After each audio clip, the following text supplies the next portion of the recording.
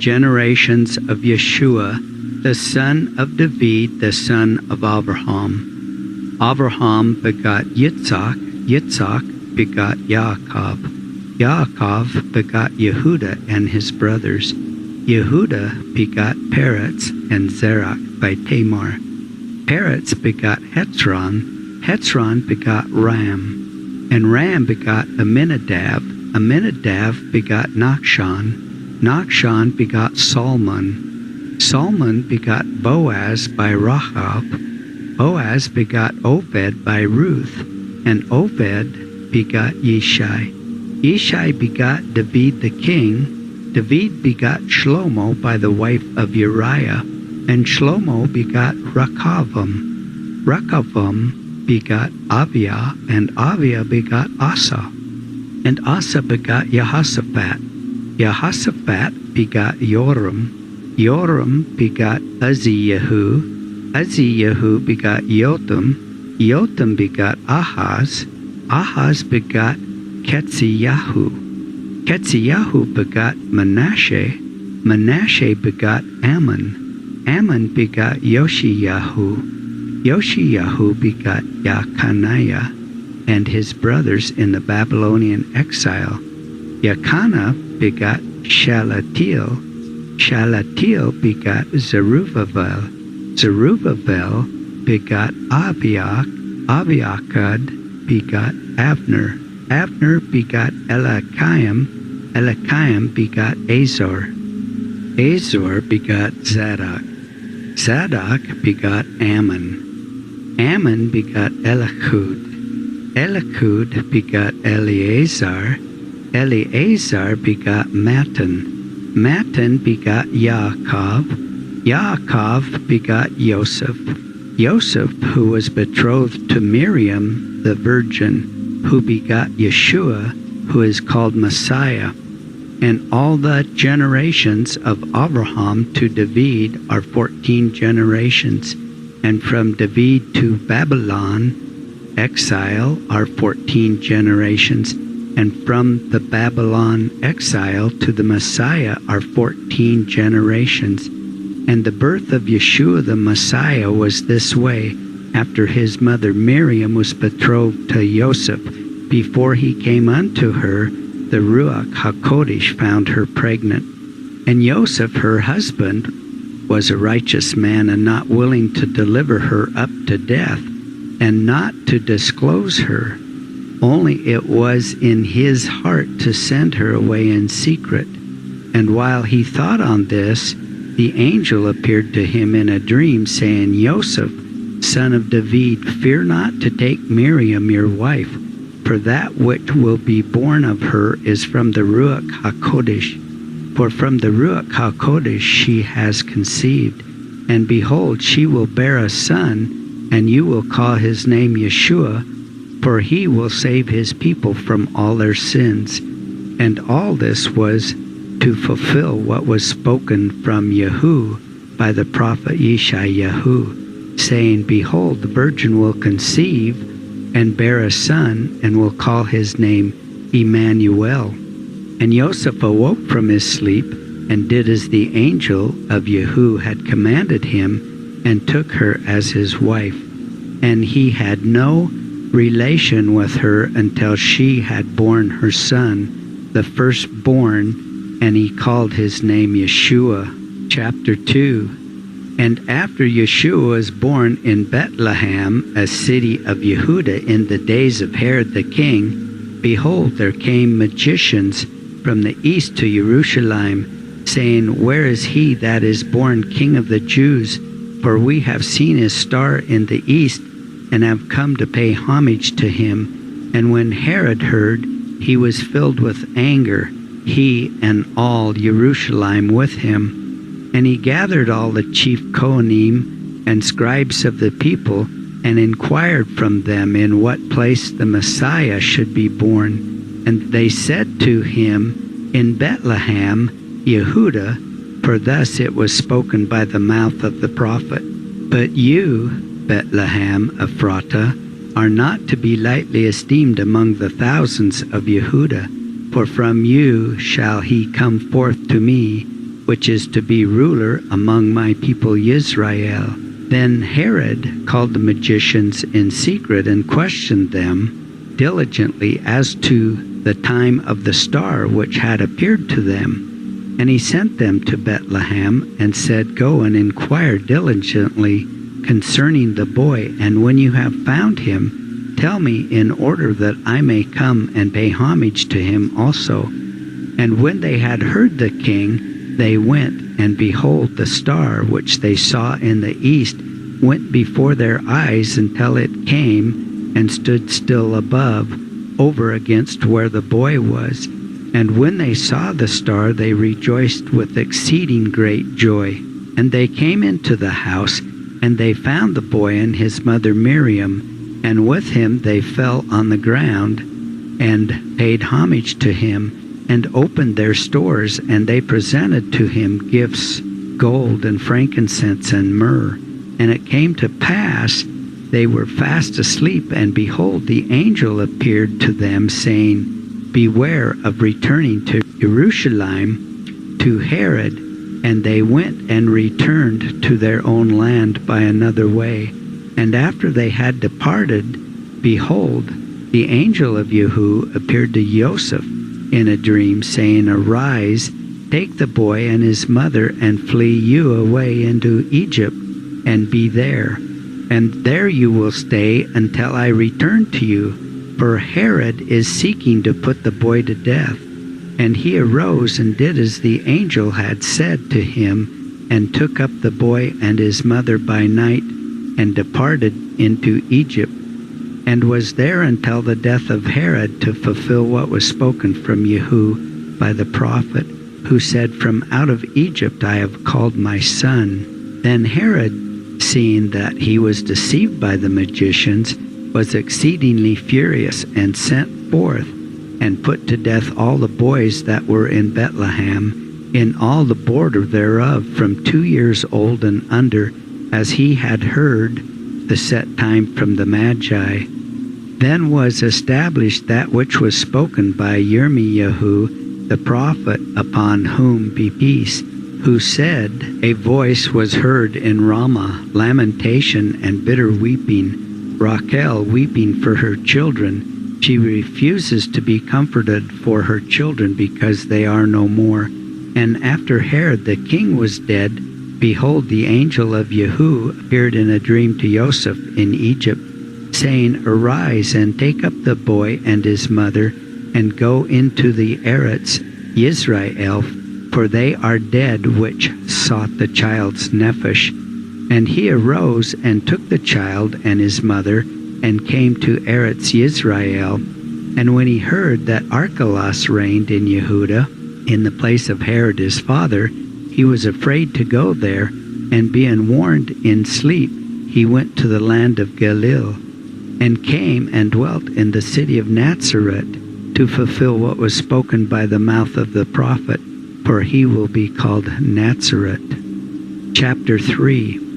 In those days Yochanan the Emissaries was called, and he cried in the wilderness of Yehuda, saying, Make you teshuvah in your lives, for the kingdom of heaven is offered to come. And this is he of whom Yeshayahu spoke, saying, A voice crying in the wilderness, Prepare you the way of Yahuwah, make straight in the desert a path for our Elohim.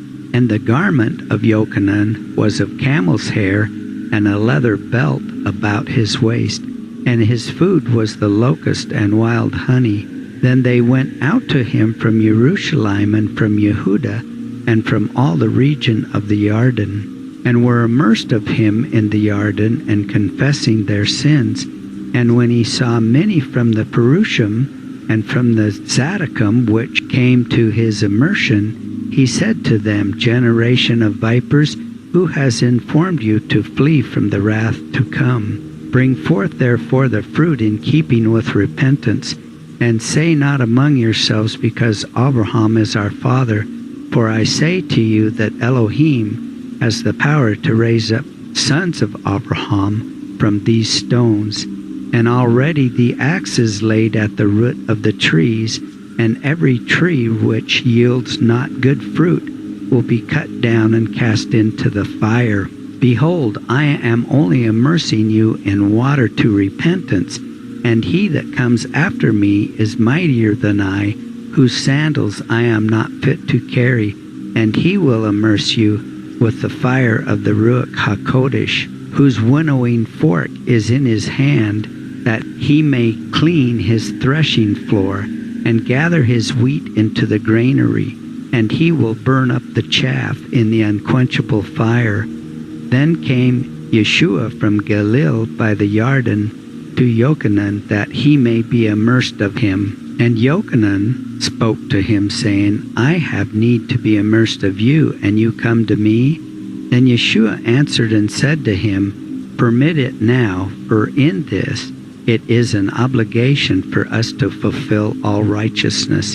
He gave him leave and immersed him. And after Yeshua was immersed and gone up from the water, and behold, the heavens were opened to him, and behold, the Spirit of Elohim descending from the heavens as the likeness of a dove, and coming upon him. And behold, from the heavens a voice saying, This is my beloved Son, in whom my nephesh is pleased. Chapter 4. Then Yeshua was led up by the Ruach HaKodesh into the wilderness in order that he might be tempted by Satan. And when he had fasted 40 days and 40 nights, afterwards he was hungry. And the tempter came. He said to him, If you are the Son of Elohim, say to these stones, Be made bread. And Yeshua answered and said, It is written, For not by bread alone will man live, but by everything that proceeds from the mouth of Yahuwah will man live. Then Satan took him up to the set-apart city, and set him on a turret of the temple, and said to him, If you are the Son of Elohim, drop yourself down, for surely it is written, For he will give his angels charge concerning you, to keep you in all your ways. Upon the palms of their hands they will bear you up, lest you dash your foot against a stone. And Yeshua answered him and said, It is also written, You shall not tempt Yahuwah your Elohim. And again Satan took him up into an exceedingly high mountain, and showed him all, from the kingdoms of the world and their glory, and said to him, All these I will give you, if you will fall down and worship me. Then said Yeshua to him, Get yourself gone, adversary, for it is written, Yahuwah your Elohim you shall worship, and him alone you shall serve. Then Satan left him, and behold, angels drew near and attended him. And after Yeshua had heard that Yochanan was imprisoned, he went to Galilee, and leaving Nazareth, he left and dwelt in Capharnaum, which is a city by the sea on the border of Zebulun and Naphtali, to establish what was spoken by the mouth of Yeshayahu the prophet, who said, Land of Zebulun and land of Naphtali, the way of the sea beyond Jordan, Galilee of the Goyim. The people that walked in darkness have seen a great light. The inhabitants of the land of the shadow of death, a light has shined upon them. And then began Yeshua to cry, saying, Turn you in repentance, for the kingdom of heaven is offered. And when Yeshua was walking by the seashore of Galilee, he saw two brothers, Shimon, who was called Kepha, and Andrew his brother, casting a net into the sea, for they were fishers. And he said to them, Follow me, and I will make you fishers of men. And they immediately left the nets and followed him. And when he departed from there, he saw two other brothers, Yaakov ben Zebedee and Yochanan his brother, in a boat with Zebedee their father, mending their nets. And he called them, and they immediately left the boat and their father and followed him. And Yeshua went about all Galilee, teaching in their synagogues and announcing the good news of the kingdom, and healing all manner of sickness and pain among the people. And the report of him went out to all the people, and they brought to him all that had any physical illness, or that had fallen into various ailments and diseases, and those that were possessed by Shadim, both epileptics and paralytics, and he healed them. And there followed him great crowds from Galilee, and from 10 towns, and from Jerusalem, and from Yehuda, and from beyond Jordan. Chapter 5. And when Yeshua saw the crowds, he went up to a mountain, and after he had sat down, his Talmudim approached him, and he opened his mouth and taught them, saying, Happy are the poor of spirit, for theirs is the kingdom of heaven. Happy are the mourners, for they will be comforted. Happy are the meek, for they will inherit the land. Happy are they which hunger and thirst for righteousness, for they will be satisfied. Happy are the merciful, for they will obtain mercy. Happy are the pure in heart, for they will see Elohim. Happy are the peacemakers, for they will be called the sons of Elohim. And happy are they which are persecuted for the sake of righteousness, for theirs is the kingdom of heaven. Happy are you when men shall revile you and persecute you, and shall say all evil against you falsely for my sake. Rejoice and be glad, for great is your reward in heaven. For persecuted they the prophets which were before you. You are the salt of the earth, and if the salt has lost its savor, how will it be salted? It is afterwards good for nothing, but to be cast outside and trampled by man. You are the light of the world. A city that is set on a hill cannot be hidden. Neither do they obtain a lamp to put it under a measure, but on a lampstand to give light to all that are in the house. So let your light shine before the sons of men, in order that they may see your good works, to honor your Father which is in heaven. Think not, I have come to abolish the Torah or the prophets. I have not come to abolish, but to fulfill. Truly I say to you, until heaven and earth pass away, not one yud or one hook will pass away from the Torah until they are fulfilled. And whosoever shall abolish one of these least commandments, and shall teach the sons of men so, the same will be called least in the kingdom of heaven. And whoever shall keep one of these least commandments, and shall teach the sons of men so, the same will be called greatest in the kingdom of heaven. And I tell you, unless your righteousness exceeds the righteousness of the Perushim and the scribes, you will not come into the kingdom of heaven.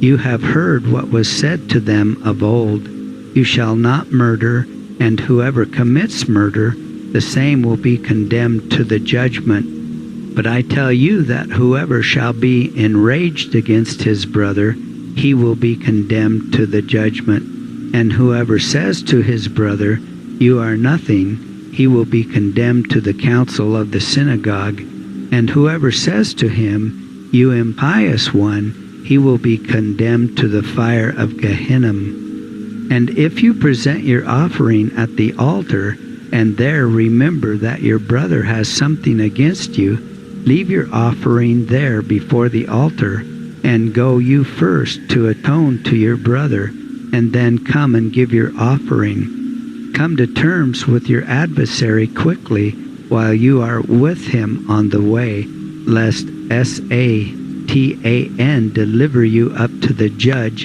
and the judge deliver you up to the officer, and you be cast into the jail. Amen, I tell you, you will not go out from there until you have paid the last penny. You have heard that it was said to them of old time, You shall not commit adultery. But I tell you that whoever sees a woman and covets her has already committed adultery with her in his heart. And if your right eye offends you, pluck it out and cast it from you. For it is better for you that one of your members should perish, than that the whole body should be cast into Gehenna. And if your right hand offend you, cut it off and cast it from you, for it is better for you that one of your members should perish than that your whole body should be cast into Gehenna. It was also said concerning him that would put away his wife, that he should write her a bill of divorcement, and give it to her, and send her away from his house. But I tell you that whoever shall put away his wife, except for the cause of fornication, commits adultery with her, and whoever takes her that is cast off commits adultery. Again, you have heard that it was said to them of old time, You shall not forswear yourself, but shall pay to Yahuwah your vow. But I tell you, you shall not swear by a confirming word, not by heaven, for it is Elohim's throne, and not by the earth, for it is the footstool of his feet, and not by Jerusalem, for it is the city of the great King.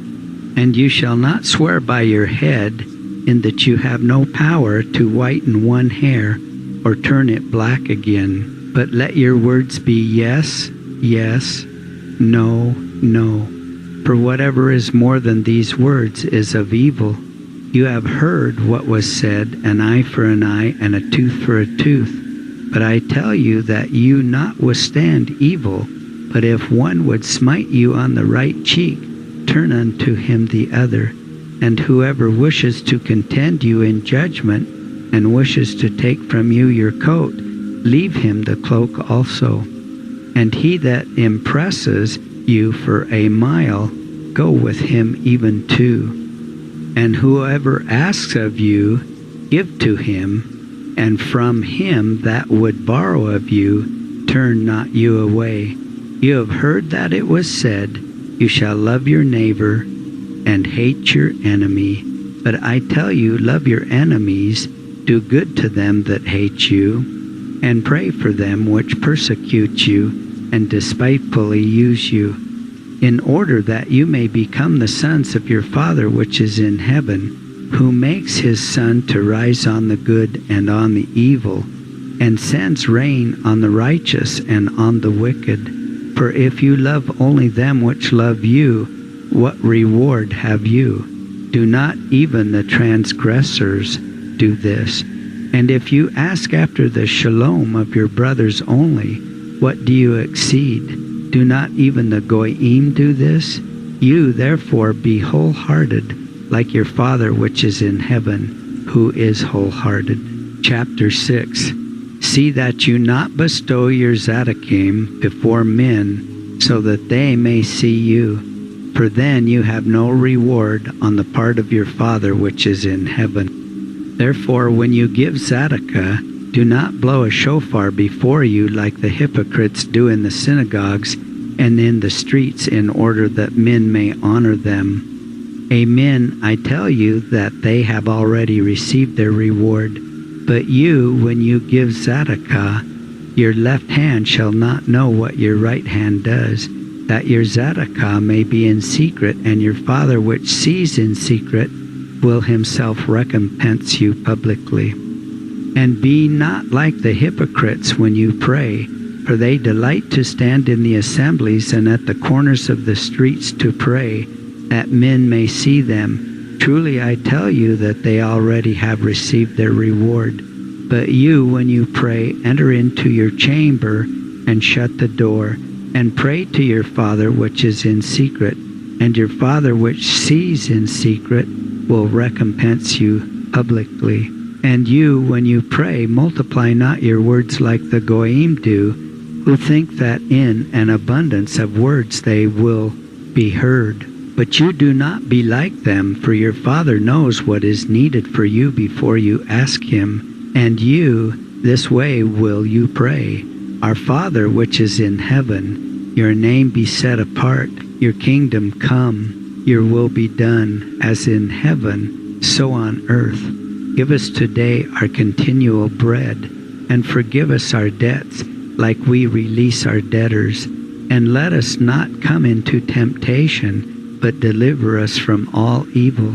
For yours is the kingdom, and the might, and the honor forever and ever and ever. Amen. For if you forgive men their sins, your Father which is in heaven will also forgive you your sins.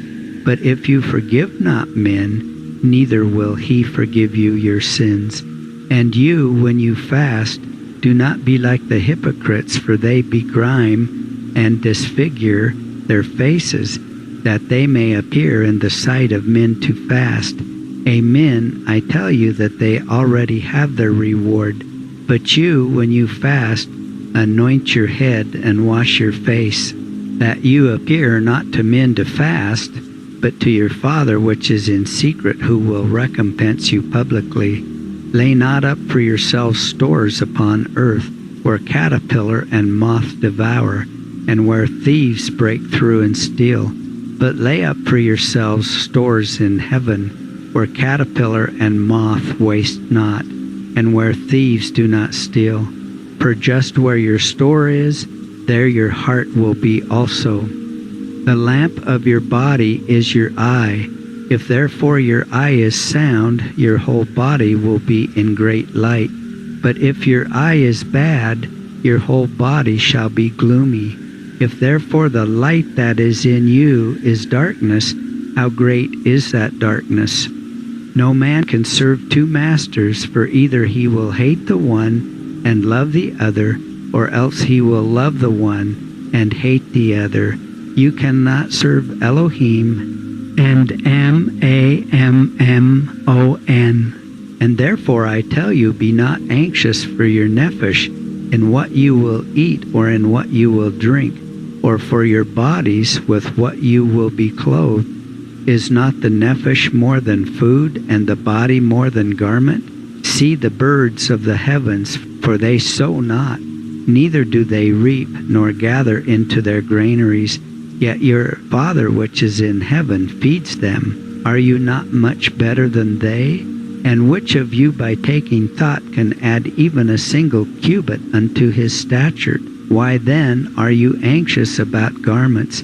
Consider the lilies of the field, how they grow, yet they toil not, neither do they spin. Of a truth I tell you that not even Shlomo in all his glory was so arrayed like one of them. Therefore if Elohim so clothes the herb of the field, which today is and tomorrow is cast into the oven, how much more so you of little trust? Therefore be not anxious, saying, what will we eat, or what will we drink, or what will we wear? For after all these things do goyim seek. For your Father which is in heaven knows that you have need of all things.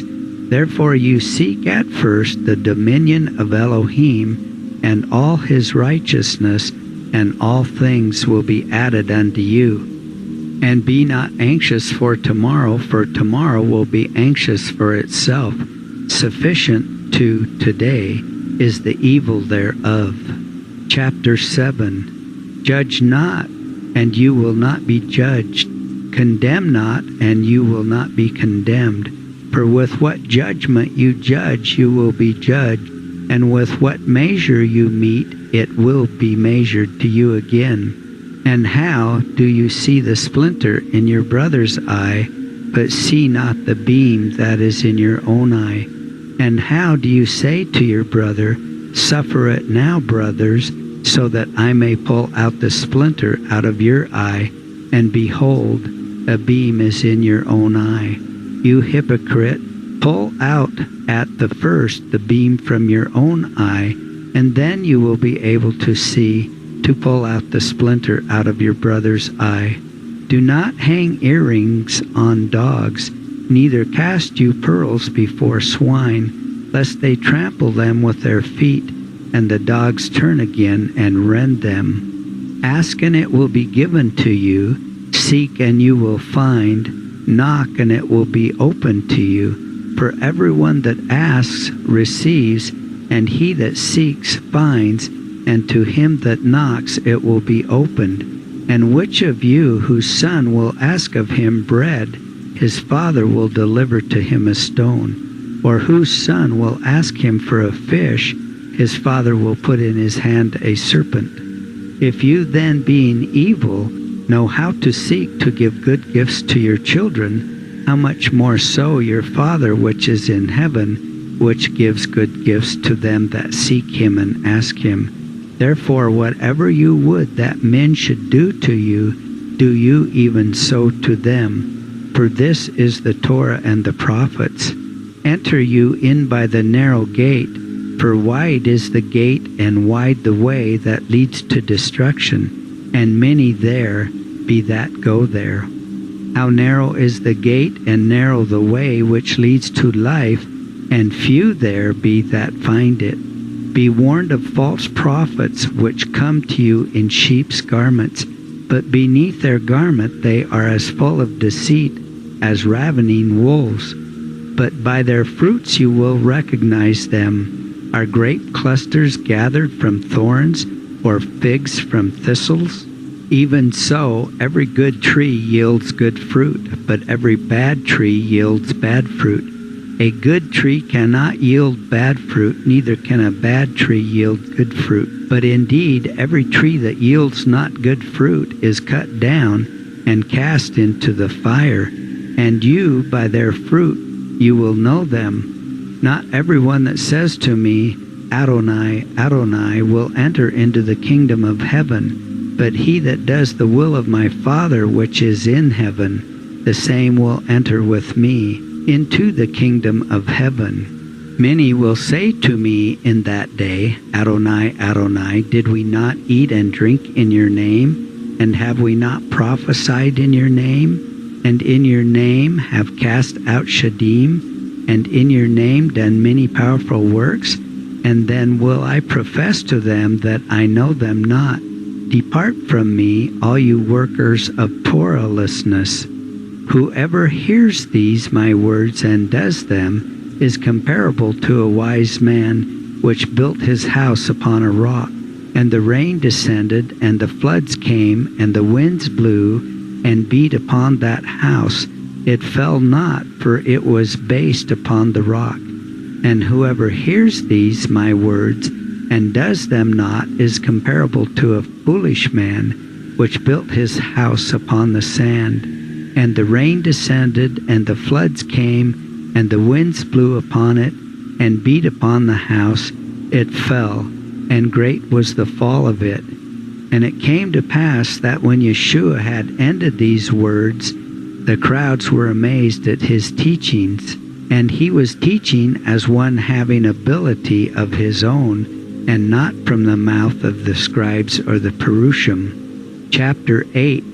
Then Yeshua had come down from the mountain. Many people followed him, and behold, there came one man, a leper, and paid homage to him, saying, If you desire, you can make me clean. Then Yeshua put out his hand and touched him, and said, I do desire, be you clean. And immediately he was cleansed from his leprosy. And Yeshua said to him, Why do you tell a man? But go your way and show yourself to the Kohen, and bring to him your offering, as Moshe commanded them for a testimony. And when Yeshua had entered Capharnaum, there drew near to him a centurion, and beseeched him, saying, My master, my son lies in the house, and he is paralytic and greatly afflicted. And Yeshua said to him, I will come and heal him. But the centurion answered and said, My master, I am not ready that you should come under my roof, but only speak a word, and my son will be healed. For even I am placed under the authority of another man, and I have authority, and under me are valiant men. And if I say to this one, Go, then he goes, and to another, Come, then he comes, and to my servant, Do this, then he does it. Now when Yeshua heard, he was amazed, and told them that followed him, Amen, I tell you, I have not heard such trust as this in Israel. And I tell you that many will come from the east and from the west, and will recline with Abraham, Yitzhak, and Yaakov in the kingdom of heaven. But the children of the kingdom will be cast into the darkness outside, and there will be crying and gnashing of teeth. And Yeshua said to the centurion, Go your way, and as you have believed, be it to you. And the boy was healed the same hour. And when Yeshua had come into Caiaphas' house, he saw his mother-in-law lying in a continual burning fever. And he touched her hand, and burning fever left her. And she arose and served them. And when it was evening, they brought to him many that were possessed by Shadim. And he, by his word alone, cast out from them the spirits, and healed them that were in evil state, and to establish what was spoken by Yeshayahu the prophet, who said, He took our diseases and our pains he carried. Now when Yeshua saw great crowds surrounding him, he commanded his Talmudim to go to the other side of the sea. Then one of the scribes approached and said to him, Rabbi, I will follow you wherever you go. And Yeshua said to him, Foxes have holes, and the birds of the heavens nests, but the Son of Man has not a floor where he may lay his head. And one of his Talmudim said to him, Give me leave until I bury my father. But Yeshua answered him, Come after me, and leave the dead to bury the dead. And he went up into the ship, and his Talmudim came after him. And behold, there was a great storm at sea, and the ship was covered with the waves, but he himself was asleep. And his Talmudim drew near to him and awoke him, saying, My master, save us lest we perish. Then Yeshua said to them, Why are you afraid, O little of trust? Then he arose and commanded the winds and the sea, and there was a great calm. But the men were amazed and said, Who is this, that the winds and the sea hearken to him? After this, Yeshua came to the other side of the sea into the country of the Gadara, and there came to meet him two possessed of Shadim coming out of the tombs, and they were exceedingly fierce, so that because of them no man could pass that way. And behold, they cried out, saying, What have we to do with you, Yeshua, you the Son of Elohim? Why have you come here to afflict us before the set time? Now nearby was a herd of many pigs feeding, and the Shadim beseeched him, saying, If you cast us out from here, send us away into the herd of pigs. And behold, the whole herd went with rush, and with great commotion, and precipitated themselves into the sea, and perished. Then the herdsmen fled, and came into the city, and told all these things, and also concerning those in whom were the Shadim. And behold, the whole city came out to meet Yeshua, and when they saw him, they beseeched him that he would pass out of their coasts. Chapter 9. And Yeshua went up into the ship, and departed from the other side of the sea, and came into his own city. And behold, they brought to him a man stricken with paralysis, lying on a bed. And when Yeshua saw their trust, he said to the paralytic, Have trust, my son, for your sins are forgiven you. And behold, the scribes said among themselves, Behold, he is a blasphemer. And when Yeshua perceived their thoughts, he said, Why think you evil in your hearts? For which is easier to say, Your sins are forgiven you, or say, Arise and walk?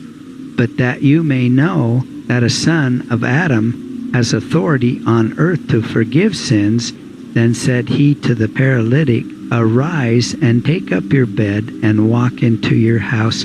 And he arose and walked into his house. And when the crowds saw it thus, they were afraid, and gave honor to Elohim, which had given such power to the son of Adam. And as Yeshua departed there, he saw one man sitting in the custom house, whose name was Mattiyahu. And he said to him, Follow me. And it came to pass, as they sat down to eat in the house, behold, many transgressors and sinners came in, and ate with Yeshua and his Talmudim. And the Perushim, seeing, they said to his Talmudim, Why does your teacher eat with transgressors and sinners? But when Yeshua heard, he answered, saying, There is no need of a physician to heal the healthy, but to heal them that are sick. Therefore go you and learn what is written. I desire mercy and not sacrifice, for I have not come to call the righteous, but the sinners. Then approached him the Talmudim of Yochanan, saying, Why do we and the Perushim fast often, but your Talmudim fast not? And Yeshua said unto them, Can the sons of the bridegroom cry as long as they have the bridegroom with them? But the days will come when the bridegroom will be taken from them, and then they will fast. There is no one who would put a patch of worthless cloth upon an old robe, for he takes away its completeness from the robe, and his tear is made worse than before. Neither do they put new wine into worn-out wineskins, for the wineskins would be split and the wine spilled. But new wine they put into new wineskins, and both are preserved. And while he was speaking these words to them, behold, one ruler of their synagogue drew near and paid homage, saying, My master, my daughter is but recently dead, but you come and lay your hand upon her, and she will live. And Yeshua arose and followed him with his Talmudim. And behold, a woman which had an issue of blood 12 years approached behind him and touched his tzitzit and his garment. For she said within herself, If I touch his garment only, I will be delivered. But Yeshua turned, and when he saw her, he said, Have trust, my daughter, for your trust has delivered you. And the woman was delivered the same hour. And when Yeshua had obtained entry to the ruler's house, and saw the pipers and the dirge makers of the people, he said, Withdraw, for the girl is not dead, but sleeps. And they ridiculed him. But when the multitude was put out, he obtained entry and took her by the hand and said, Arise, arise. And the girl arose. And this report went out to all that land. And when Yeshua passed over from there followed him 2 blind men, crying and saying, Take pity on us, O Son of David. And when he had come into the house, the blind men drew near to him. And Yeshua said to them, Believe you that I am able to do this for you? And they said to him, Yes, I believe, my master. Then touched he their eyes, saying, According to your trust be it done to you. And their eyes were opened, and Yeshua straitly charged them, saying, See that no man knows this. But they, when they went out, publicized the report of him in all that land. And as they went out, behold, they brought to him a man mute and possessed by a shad. But when the shad was cast out of him, he spoke and was no more mute. And the crowds were amazed, saying, It was never so seen in Israel. But the Perushim said, By the chief of the Shadim he casts out the Shadim. And Yeshua went about all the cities, teaching in their synagogues, and declaring the good news of the kingdom, and healing every sickness and every disease among the people. But when he saw the crowds, he took pity on them, because they were tired and powerless as sheep which have no shepherd. Then said he to his Talmudim, There is a plentiful harvest, but the workers are few. Beseech you therefore the master of the harvest, that he will send out the laborers to reap his harvest. Chapter 10. And when he had called out his 12 Talmudim, he gave them authority over unclean spirits to cast them out and to heal every sickness and disease. Now the names of the 12 emissaries are these: the first, Shimon, who is called Kepha, and Andrew his brother, Philip and Bartholomew, Yaakov ben Zebedee, and Yochanan his brother, Toma and Mattiyahu, who was a transgressor, and Yaakov Bar-Chalphe, and Paddai, Shimon the Zealot, and Yehuda from the shore of Skiriot, who delivered him up to death. And Yeshua sent out these 12, and commanded them, saying, Go you not in the way of the Goyim, and into the cities of the Samaritans enter you not, but go you to the lost sheep of the house of Israel. Go and cry, saying, turn you, for the kingdom of heaven is offered. Heal the sick, raise the dead, cleanse the lepers, and cast out the Sheddim. For nothing you have received, for nothing you will give. Provide neither gold nor silver, nor lesser coin in your belts. Pack not for the journey either 2 coats or sandals, or a staff, for the laborer is worthy of his food. And into whatever city or town you will enter, inquire who in it is honorable, and there abide until you go out from there. And when you obtain entry into a house, ask after it Shalom, saying, Shalom be with this house. And if this house be honorable, it will return to you your Shalom. But any man who will not receive you nor listen to the sound of your words, go away outside of the house or city, and shake off even the dust from your feet. Amen, I tell you, it will be easier for the land of Sodom and Gomorrah in the day of doom than for that city. Behold, I send you out as sheep in the midst of wolves. Be you therefore as wise as serpents and simple as doves. Take care to yourselves of men, lest they deliver you up to the courts, and scourge you with whips in the assemblies, and you will be led unto officers and kings for my sake, for a testimony to them and the Goyim. But when they deliver you up, take no thought how or what you will say, for it will be put in your mouths in the hour what you will answer. For it is not you that will speak, but the Spirit of your Father will speak in you. And the brother will deliver up the brother to death, and the father the son, and the sons will rise up against their parents to cause them to be put to death. And all men will hate you on account of my name, but he that endures to the end, the same will be saved. But when they persecute you in one city, flee you to another. Truly I say to you, you will not have finished the house of Israel until the Son of Adam has come. There is no Talmud above the teacher, nor servant above his master, but enough for the Talmud that he be as his rabbi, and the servant as his master. If they have called the master of the house Baalzvuv, how much more the sons of the house? Fear them not, therefore, for there is nothing covered that will not be revealed, and hid that will not be known. What I tell you in the darkness, that speak you in the light, and what you hear in the ear, that cry you from the roofs.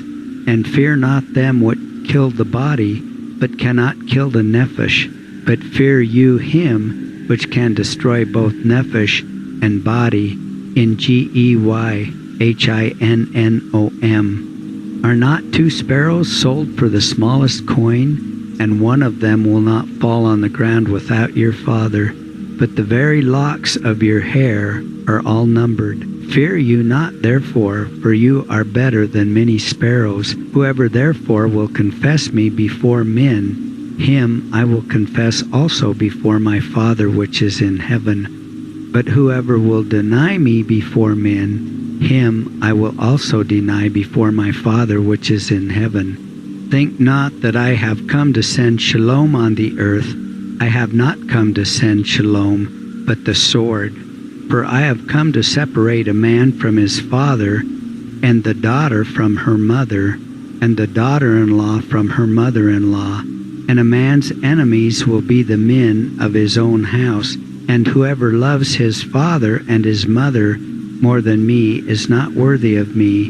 And whoever loves son or daughter more than me is not worthy to be with me in the kingdom of heaven. And whoever takes not his gallows and follows me, the same is not worthy of me. Whoever finds his nephesh will lose it, and he that loses his nephesh for my sake will find it. Whoever receives you, the same receives me, and he that receives me, the same receives him that sent me. Whoever receives the prophet in the name of a prophet, the same receives a prophet's reward. And whoever receives the righteous man in the name of a righteous man, the same receives a righteous man's reward. And he that gives to drink to one of these little ones, even a single cup of cold water, in the name of a Talmud, amen, I tell you, he will in no wise lose his reward.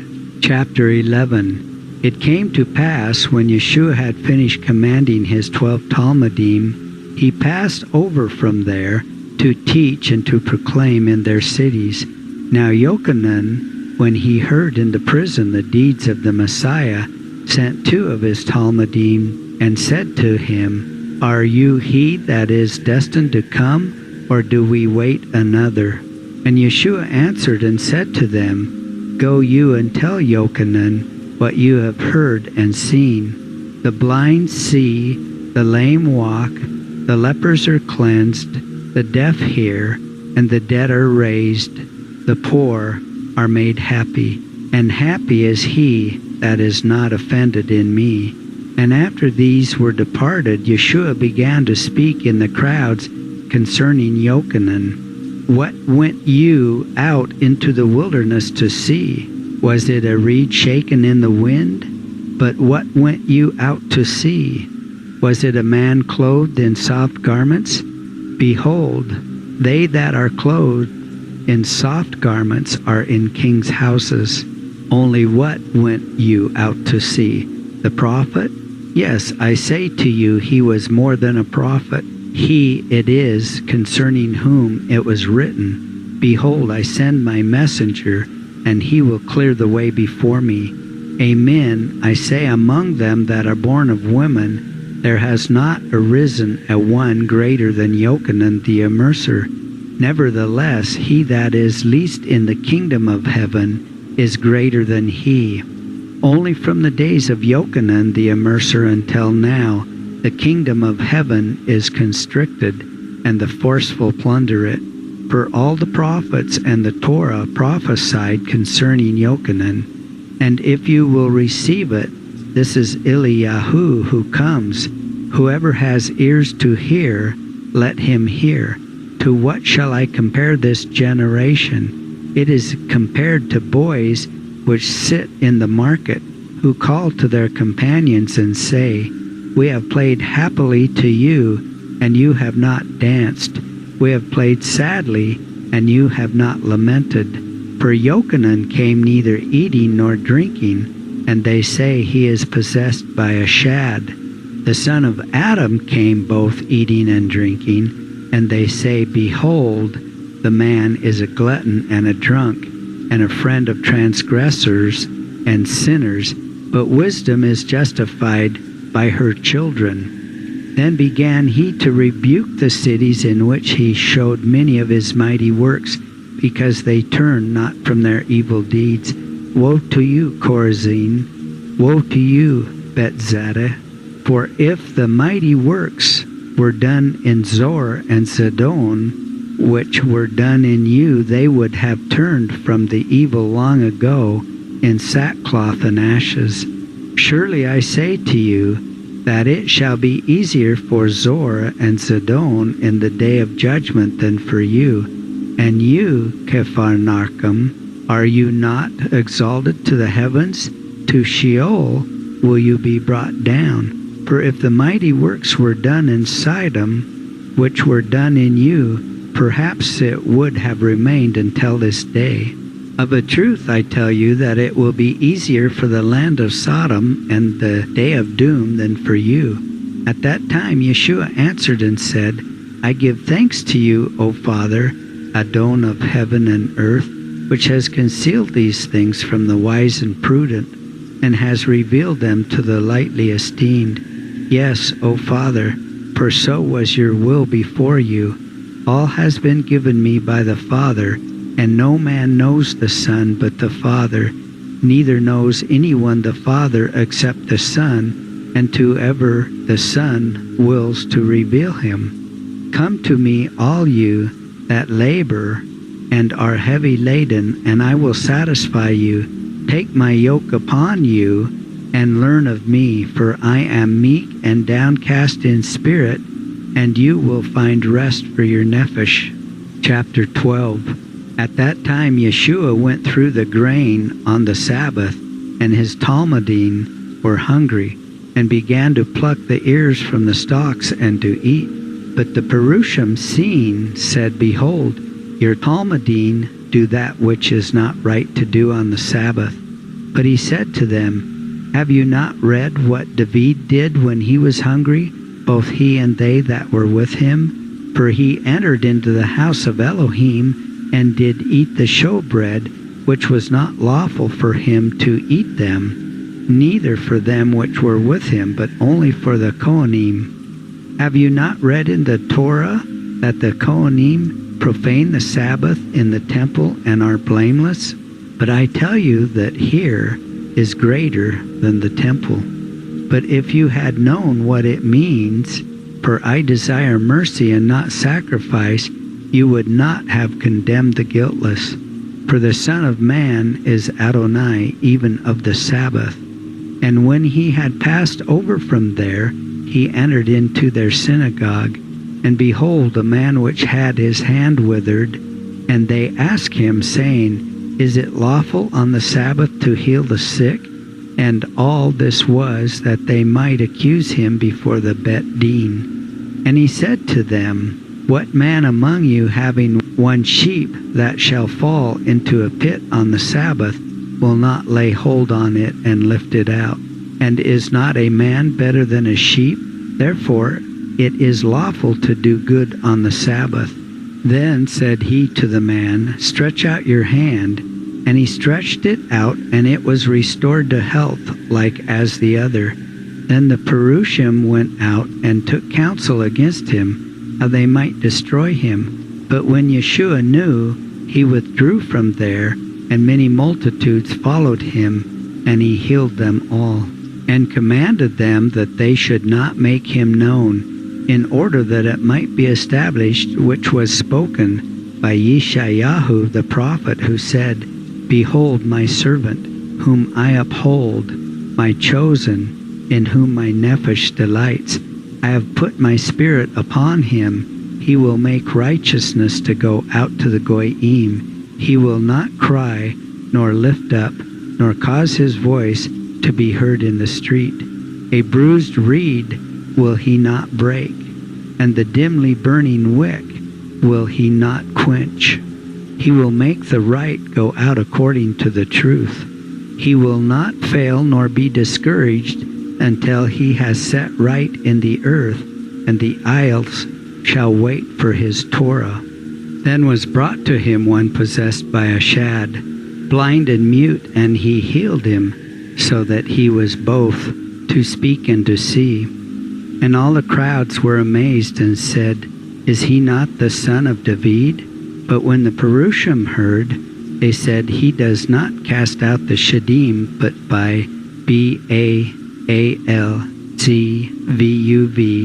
the chief of the Shadim. And when Yeshua knew their thoughts, he said to them, Every kingdom divided against itself is brought to desolation, and every city or house divided against itself will not stand. And if Satan casts out Satan, he is divided against himself, and how then will his kingdom stand? And if I, by Baal, cast out the Shadim, by whom do your sons cast out? Therefore they will be your judges. But because I am casting out the Shadim by the Spirit of Elohim, then the kingdom of Elohim has come to you. And how can a man enter into the strong man's house to plunder his goods, except he first bind the strong man, and then he will plunder his house? Whoever is not with me, the same is against me, and whoever gathers not with me, the same scatters.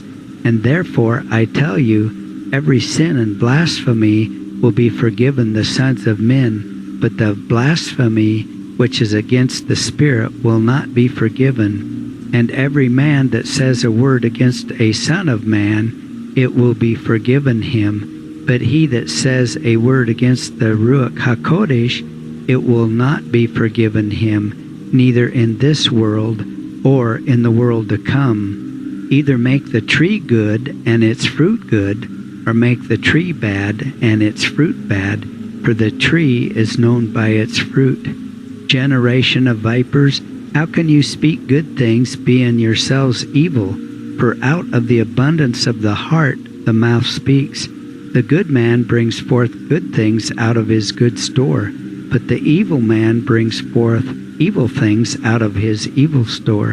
And I tell you that every idle word that men shall speak, they will render an account thereof in the day of judgment. For by your words you will be justified, and by your words you will be condemned. Then certain of the scribes and the Perushim answered him, saying, Rabbanu, we wish to see a sign from you. But he answered and said to them, An evil and adulterous generation seeks a sign, but no sign will be given it, except the sign of Jonah the prophet. For as Jonah was 3 days and 3 nights in the fish's belly, so will the Son of Adam be 3 days and 3 nights in the heart of the earth. And the men of Nineveh will arise in the judgment with this generation, and will condemn it, because they repented at the proclaiming of Jonah. And behold, a one greater than Jonah is here. The queen of the south will arise in the judgment with this generation, and will condemn it. For she came from the farthest parts of the earth to hear the wisdom of Shlomo. And behold, a one greater than Shlomo is here.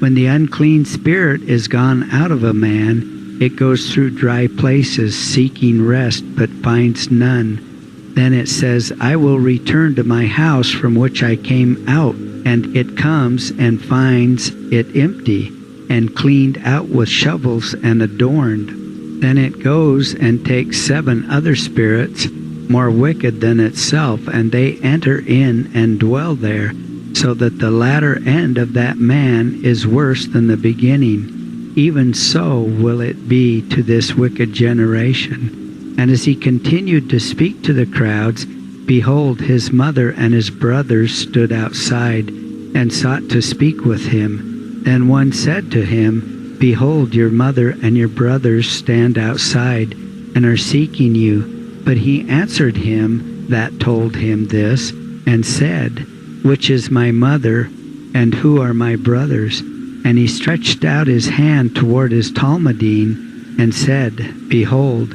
my mother and my brothers. Every man that does the will of my Father, which is in heaven, they are my brothers, my sisters, and my mother. Chapter 13. The same day Yeshua went out of the house and sat by the seaside, and great crowds crowded him, so that he went up into the ship and sat, and all the people stood on the seashore. And he spoke much to them in parables, and said, Behold, the sower went out to sow his seed, and as he sowed, some of them fell by the wayside, and the birds of the heavens came and ate them up. And others fell upon the rock, where there was not much earth, and outside they sprouted, because they had no depth in the earth. And when the sun was risen, they were withered, and because they had no root, they withered away.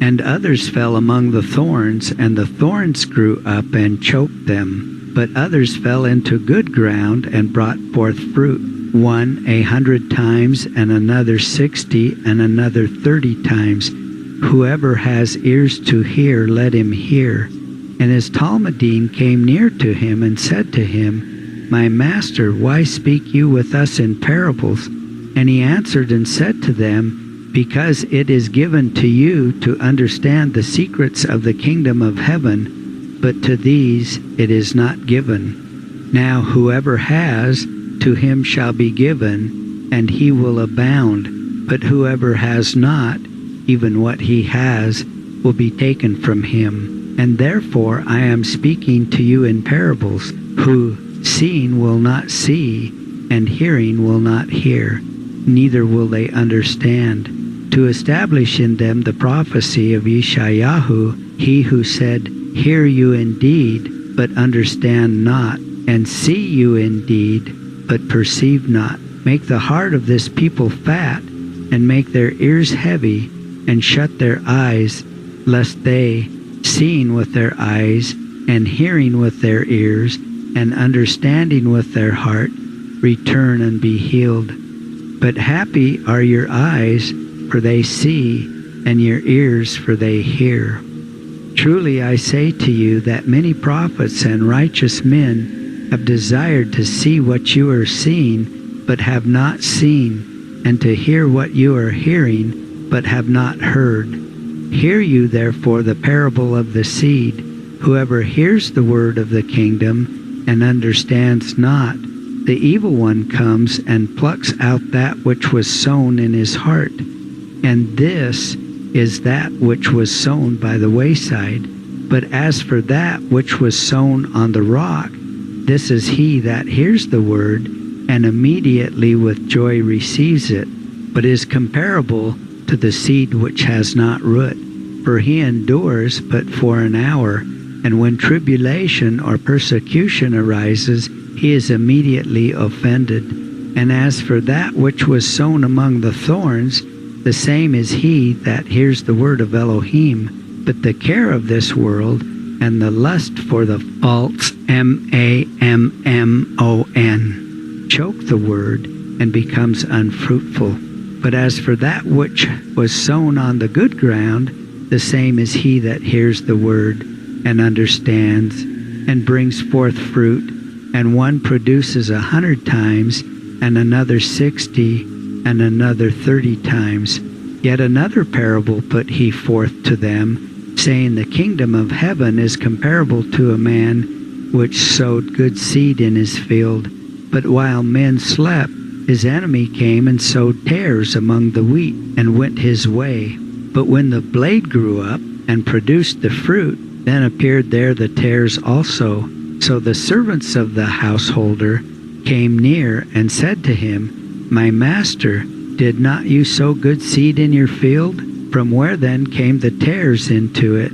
And he said to them, A man that is an enemy has done this. Then the servants said to him, Will you that we go and gather them up?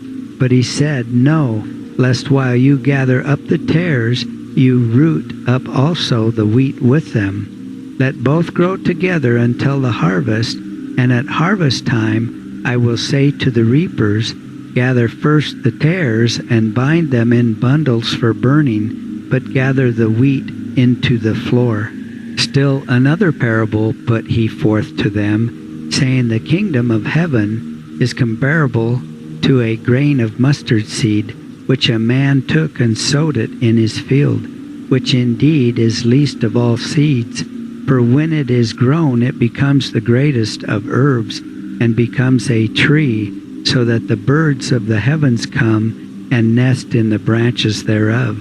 And he spoke to them another parable. The kingdom of heaven is comparable to leaven, which a woman took and hid in 3 measures of meal, until the whole should be leavened. All these are sayings of Yeshua in parables to the crowds, and without parables spoke he not to them, to fulfill the utterance of the prophet who said, I will open my mouth with a parable, I will utter dark sayings concerning days of old. Then he sent the crowds away, and entered into the house, and his Talmudim approached him, saying, Explain to us the parable of the tares of the field. Then he answered and said, He that sowed the good seed is the son of Adam, and the field is the world, and the good seed, they are the sons of the kingdom, but the tares, they are the sons of Belial. And the enemy that sowed them is Satan, and the harvest is the end of the world, and the reapers, they are the angels. And just as the tares were gathered up and burned in the fire, so will it be in the end of the world. For the Son of Adam will send out his angels, and they will gather out of his kingdom all offenses and them which do lawlessness, and will cast them into the furnace of fire, where there will be weeping and gnashing of teeth. Then will the righteous shine out as the sun in the kingdom of their Father. Whoever has ears to hear, let him hear. The kingdom of heaven is comparable to treasure hid in a field, which if a man finds, he hides, and out of his joy he goes and sells all that he has, and buys that field. Again, the kingdom of heaven is comparable to a man that is a merchant seeking good pearls, who when he had found one precious pearl, went and sold all that he had and bought it.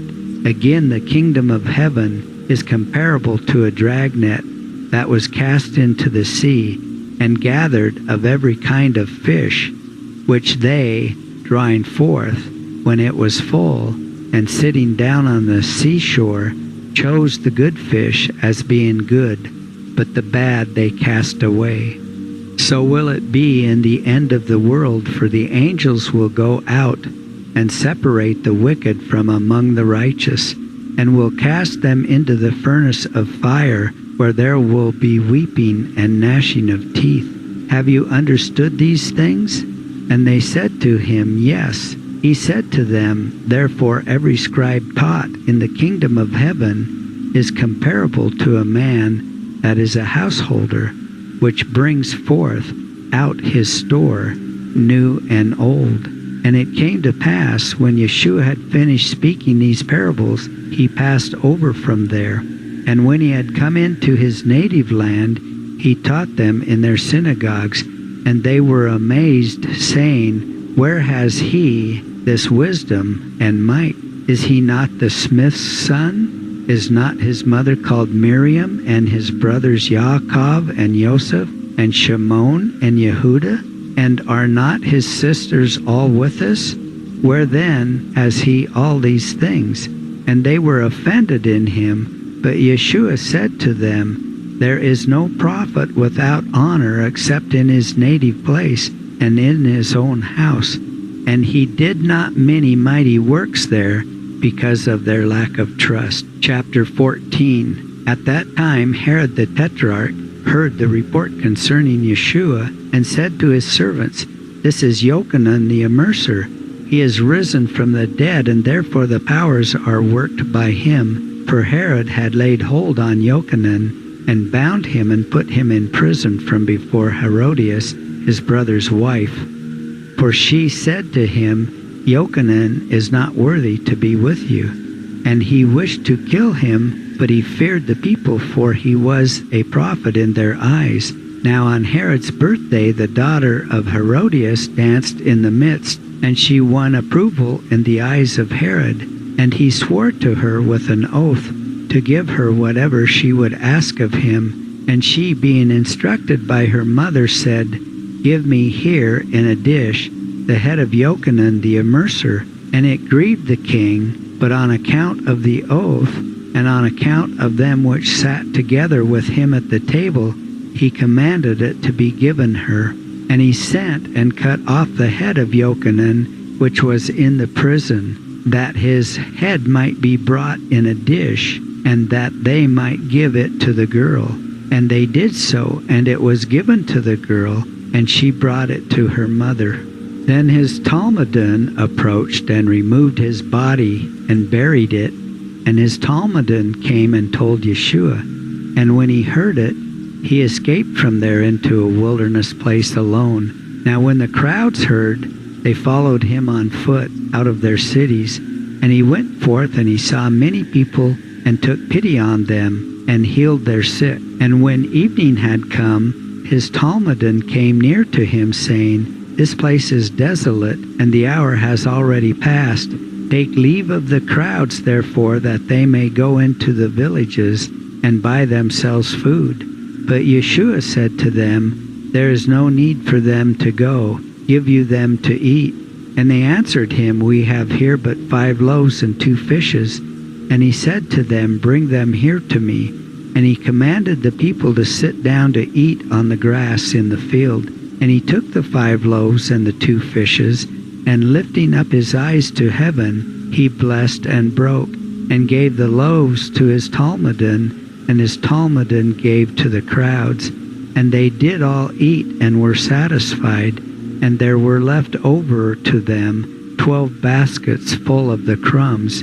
And the number of them that did eat was 5,000 men, besides the women and infants. And immediately Yeshua urged his Talmudim to go up into a ship and go before him across the sea, while he took leave of the crowds.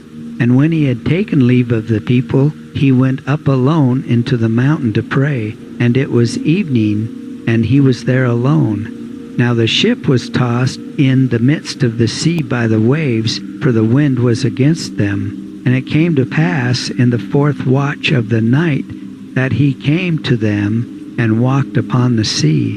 And when they saw him walking upon the sea, they were terrified and said, It is a vicious spirit. And they cried out for fear. But right away Yeshua spoke to them, saying, Have trust, for it is I. Be not afraid. And Kepha answered and said, My master, if it is you, bid me come to you over the water. And he said, Come. So Kepha descended from the ship and went over the water to come to Yeshua. But when he saw the boisterous wind, he was exceedingly afraid lest he should sink, and cried out, saying, My master, save me. And immediately Yeshua stretched out his hand and caught him, and said to him, O you little in trust, why did you doubt? And when they had gone up into the ship, immediately the wind subsided. And when they were in the ship, they came and paid homage to him, saying, In truth, you are the Son of Elohim. And they departed from over the sea, and came to the land of Gennesaret. And the men of that place, when they knew it, sent into all that land, and brought to him all that were in evil state, and beseeched him that he might touch the corner of his garment. And as many as touched were healed. Chapter 15. Then came near to him scribes and Perushim from Jerusalem, saying, Why do your Talmudim transgress the decrees of the elders? For they clean not their hands when they eat bread. But he answered them and said, And why do you transgress the commandments of Elohim by means of your decrees? Is it not written in your Torah from the mouth of Elohim, Honor your father and your mother, and moreover written, And he that curses his father and his mother will surely die. But you say, Whoever says to father and mother, It is all an offering, whatever of mine might profit you, and he honors not his father and his mother. Thus have you made void the commandments of Elohim on account of your judgments. You hypocrites, Yeshayahu did well indeed to prophesy concerning you, saying, This people honors me with their mouth and with their lips, but have removed their heart far from me. And their fear of me is a commandment learned of men. And he called the crowds to himself and said, Hear and know, what enters into the mouth defiles not the man, but what proceeds out of the mouth, that defiles the man. Then his Talmudim approached him and said, Know you that the Perushim which heard this saying were annoyed? But Yeshua answered and said, Every plant which my Father which is in heaven has not planted will be uprooted. Leave them alone, for they are blind. And if the blind lead another blind, both of them will fall into the ditch. Then answered Kepha and said to him, Explain to us this parable. And Yeshua said, Are you also still without understanding? Do you not understand that whatever enters into the mouth enters into the belly, and is cast out in the latrine? But those things which come out of the mouth, they come from the heart, and they are those things which defile the man. For from the heart proceeds evil thoughts, murders, adulteries, fornications, thefts, lies, and blasphemies. These are those things which defile the man. But that a man should eat without washing his hands, that defiles not the man. Then Yeshua went out from there and entered into the parts of Zor and Sidon. And behold, a merchant woman came out of those coasts and cried out and said to him, Take pity on me, O my master, you, son of David, for my daughter is very afflicted by a shad. But Yeshua answered her not at all. And his Talmudim came near and beseeched him, saying, Send her away, for she cries after us. But he answered and said, I was not sent, but to the lost sheep of the house of Israel. Then came she and prostrated herself to the ground to him, and said, My master, deliver me. But Yeshua answered and said, It is not good to take the children's bread, and to give it to the dogs.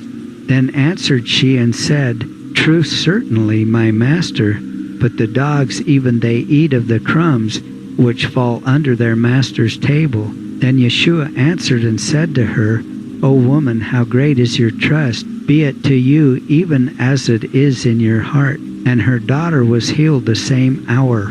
And Yeshua passed over from there and came by the Sea of Galilee, and went up to a mountain and sat down there. And there came near to him great crowds, having with them mute, blind, lame, maimed, and many others, and laid them down at his feet, and he healed them. And the people were amazed when they saw the mute speaking, and the lame walking, and the blind seeing, and they glorified the Elohe of Israel. Then Yeshua called his Talmudim and said to them, I have compassion for the people, because it is now 3 days that they dwell with me in the wilderness, and they have nothing that they may eat, and I will not let them go fasting, lest they faint by the way. And his Talmudim said to him, Where should we have bread enough in the wilderness to satisfy these people? And Yeshua said to them, How many cakes of bread have you? And they answered and said, 7, and a few fishes. Then he commanded the people to sit down on the ground. And he took the 7 cakes of bread and the fishes, and gave thanks, and broke, and gave to his Talmudim, and they gave to the people. And they did all eat, and were satisfied. And what was left over by the crowds, they took up 7 baskets full. And they that did eat were 4,000 men, besides the infants and women. And he took leave of the crowds, and went up into the ship, and came to the coast of Magdala. Chapter 16. And there approached him Perushim and Zadokим, tempting and asking that he would show a single sign from heaven. But he answered them and said to them, When it is evening, you say, It is destined to be fine by the heavens, for the heavens are reddish. And at daybreak it will be stormy, for the heavens are lowering in their reddishness. And behold, you know how to judge the face of the heavens, but you cannot discern the signs of the times. And evil and lewd stock seek a sign, and no sign will be given it, but the sign of Jonah the prophet. And he left them and went his way. And when his Talmudim had come to the other side of the sea, they had forgotten to take bread. And he said to them, See and beware of the leaven of the Perushim and Zadokim. And they reasoned among themselves, saying, Is it because we have carried no bread? And when Yeshua knew, he said, What are you thinking, O little trust, that it is because you have taken no bread? Do you not yet understand, neither remember, the 5 loaves to the 5,000 men, and how many baskets you took up? Neither the 7 loaves to the 4,000 men, and how many baskets you took up? And why then do you not understand that it was not concerning loaves that I spoke to you? Beware of the leaven of the Perushim and the Zadokim. Then they heard and understood that he said not to beware of the leaven of bread, but of the teaching of the Perushim and the Zadokim. And Yeshua came into the coast of Caesarea Philippi, and he asked one and all of his Talmudim, saying, Who do the sons of men say that the son of Adam is? And they said, Some, that he is Yochanan the Immerser, and some Eliyahu, and others Yirmiyahu, or another of the prophets. And Yeshua said to them, And you, who say you that I am? Then answered Shimon Kepha, saying, You are Messiah, the Son of the living Elohim. And Yeshua answered and said to him, Happy are you, Shimon ben Yonah, for this was not revealed to flesh and blood, but to you, when it was revealed to you by my Father which is in heaven. And I tell you that you are Kepha, and upon this rock I will build my assembly, and the gates of Takhti will not prevail against you. And to you will I give the keys of the kingdom of heaven, and whatever you will prohibit on earth has been prohibited in heaven, and whatever you will permit on earth has been permitted in heaven. Then commanded he his Talmudim that they should tell no man that he, Yeshua, was the Messiah. And then began Yeshua to make known to his Talmudim that he must go to Jerusalem and to suffer there many scourgings and many mockings of the elders and scribes of the chief Kohanim, and to be killed and to rise again the third day.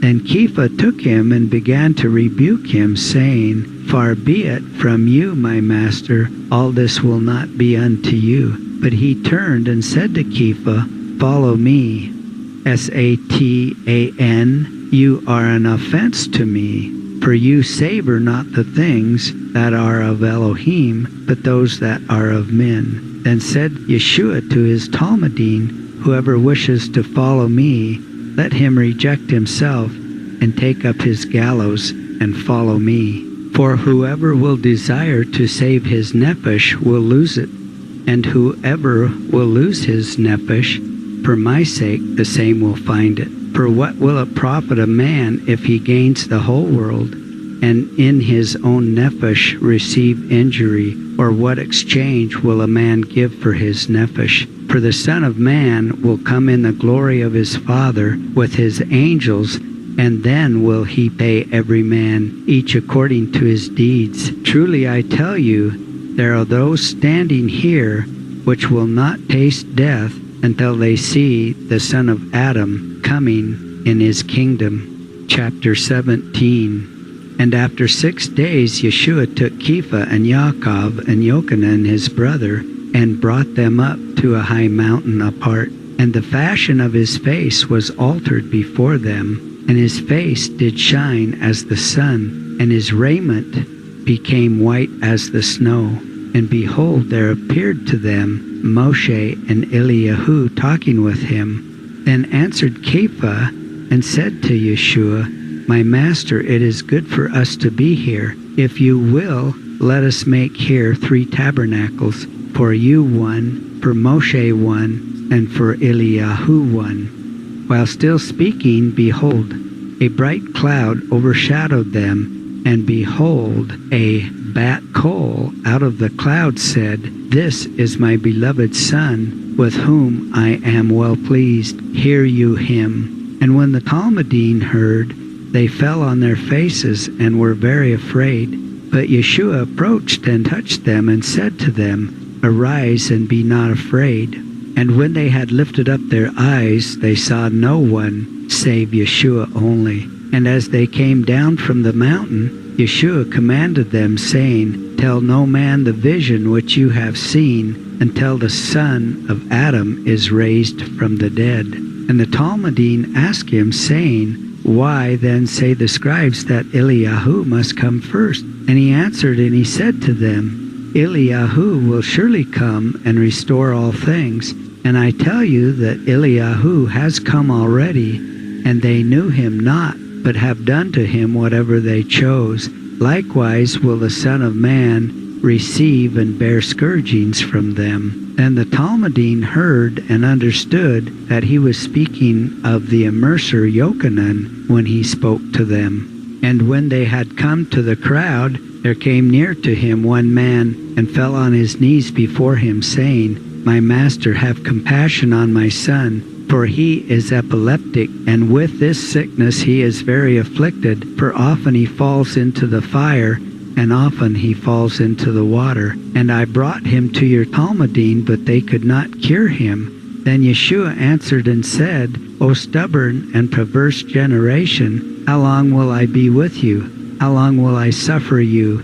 Bring him to me. And Yeshua rebuked him, and the shad went out of him, and the boy was cured the same hour. Then came near to him the Talmudim privately, and asked him, Why could not we cast him out? And he answered them and said, On account of your lack of trust. Truly I say to you, if you have trust as a grain of mustard seed, and shall tell this mountain, Pass away from here, it will immediately pass away, and the thing will not be withheld from you.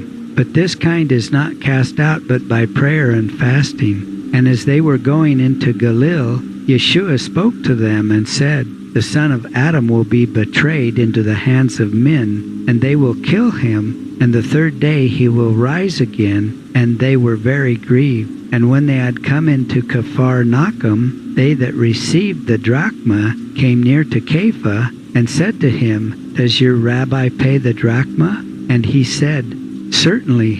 And as he came to the house, Yeshua prevented him, saying, How seems it to you, Shimon, the kings of the earth, of whom do they receive tribute and custom, of their own children or of strangers? And he said, Of strangers. And Yeshua said to him, If so, the children are free. But in order that we may not provoke them, go you to the sea, and cast the baited net, and take the fish that first comes up. And when you have opened its mouth, you will find a litra. That take and give to them for me and you. Chapter 18. The same hour the Talmudim came near to Yeshua, saying, Who will be greatest in the kingdom of heaven? And Yeshua called one boy and stood him in the midst of them, and said, Truly I say to you, unless you repent and become as children, you will not enter into the kingdom of heaven. And whoever therefore will humble himself as this boy, the same will be greatest in the kingdom of heaven. And whoever receives one such boy as this, in my name receives me. And whoever offends one of these little ones which believe in me, it is better for him that an upper millstone be hanged around his neck, and that he be cast into the depth of the sea. Woe to the world because of offenses! It must be that offenses come, but woe to that man by whom the offenses come. And if your hand or your foot offends you, cut it off and cast it from you. For it is better for you to enter into the life maimed or lame, rather than having both hands and both feet to be cast into eternal fire. And if your eye offends you, pluck it out and cast it from you. For it is better for you to enter into life with one eye, rather than having both eyes to be cast into the fire of Gehinnom. See that you despise not one of these little ones, for I say to you that their angels in heaven do continually see the face of my Father which is in heaven. For the Son of Man has come to save that which was lost. How seems it to you, if a man has 100 sheep, and one of them is lost, does not a man leave the 99 sheep on the mountain, and go to find that which was lost? And if so be that he finds it, truly I tell you that he rejoices over it more.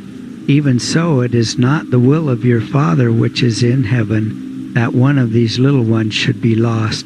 And if your brother sins against you, go and reprove him between you and him alone. And if he will hear you, you have won your brother. But if he will not hear you, take to yourself one witness or two, that at the mouth of 2 or 3 witnesses every word may be established. And if he will not hear them, speak to him in the assembly. But if he neglects to hear in the assembly, let him be to you as a goy or a transgressor. Truly I tell you, all that you will prohibit on earth has been prohibited in heaven also, and all that you will permit on earth has been permitted in heaven also. Again, I tell you, if 2 of you might be worthy on earth as touching a thing that they will ask, it will be for them of my Father which is in heaven. For in every place where 2 or 3 will assemble in my name, there am I in the midst of them. And Kepha called to him and said, My master, how many times will my brother sin against me, and I forgive him? Until 7 times? And Yeshua said to him, I say not to you until 7 times, but until 70 times 7. And therefore the kingdom of heaven is comparable to a man that is a king, who wished to make a reckoning with his servants. And when he had begun to make the reckoning, one was brought to him, which was due to render him 10,000 talents. And as he had not with which to pay, his master commanded that he be sold, and his wife and children, and all that he had, until full payment should be made of what was due him. Then that servant fell down and beseeched him, saying, Give me time, and I will pay you all. And the master had pity on his servant, and let him go, and forgave him his debt. But this servant went out, and found one of those who were servants like himself, and this one was due to render him 100 mias. And he seized him, and held him fast, saying, Pay what you are due to render me. Then that servant fell down and beseeched him, saying, Give me time, and I will pay you all. But he would not, and went and cast him into prison, until he should pay all his debt. So when the other servants saw what was done, they were exceedingly grieved, and came and related to their master all that had happened. Then his master called to him, and said to him, Servant of Belial, I forgave you all the debt, because you did beseech me. And should not you also have had pity on your fellow servant, even as I had pity on you? And his master's anger was kindled, and he delivered to him to prison until he should pay all his debt. So likewise will my Father which is in heaven do to you, if you from your hearts forgive not every man his brother their trespass.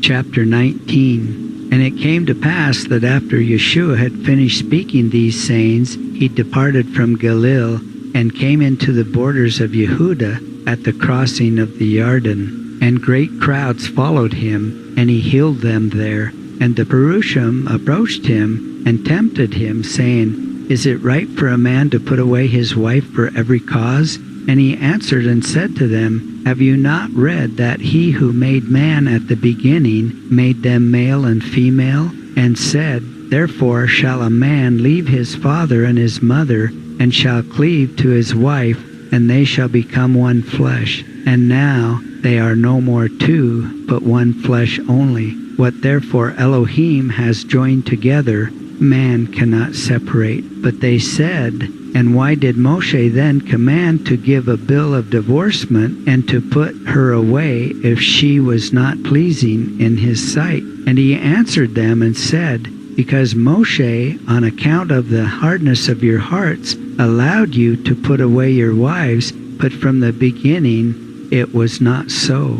And I tell you that every man that has put away, or shall put away his wife, except it be for fornication, and takes another, commits adultery. And whoever takes the divorce also commits adultery. And his Talmudim said to him, If the case of the man be so with his wife, it is not good to marry. But he said to them, All cannot accept this saying, but they to whom it is given. For there are faithful ones which were so born from their mother's womb, and there are faithful ones which were made of man, and there are faithful ones which are self-made faithful ones.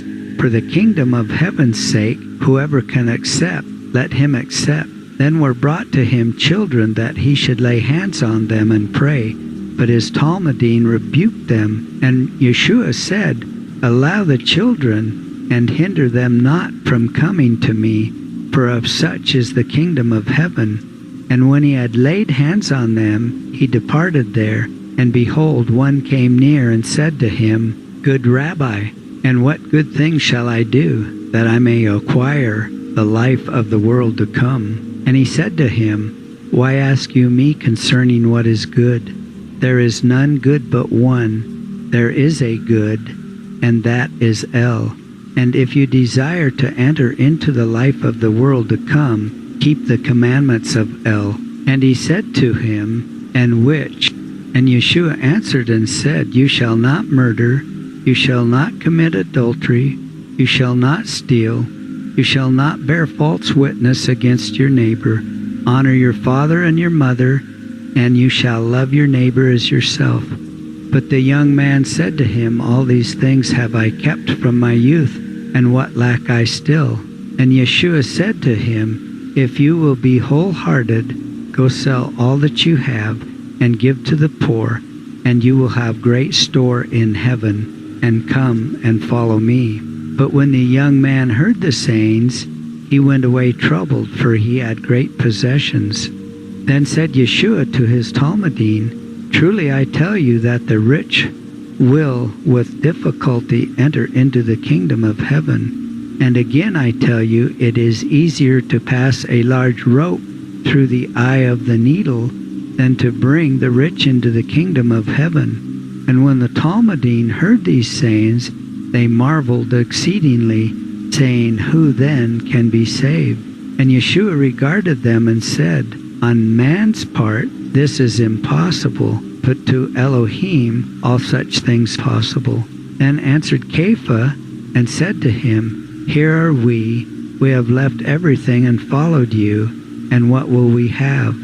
And Yeshua said to them, Truly I tell you, that you which have followed me in the second birth, when the Son of Man sits on his glorious throne, you also will sit on 12 thrones, and judge the 12 tribes of Israel. And whoever leaves house, or brothers, or sisters, or father, or mother, or wife, or children, or lands on account of my name, will receive 100 times, and will inherit the sublime life. But many of the first will be last, and the last will be first. Chapter 20.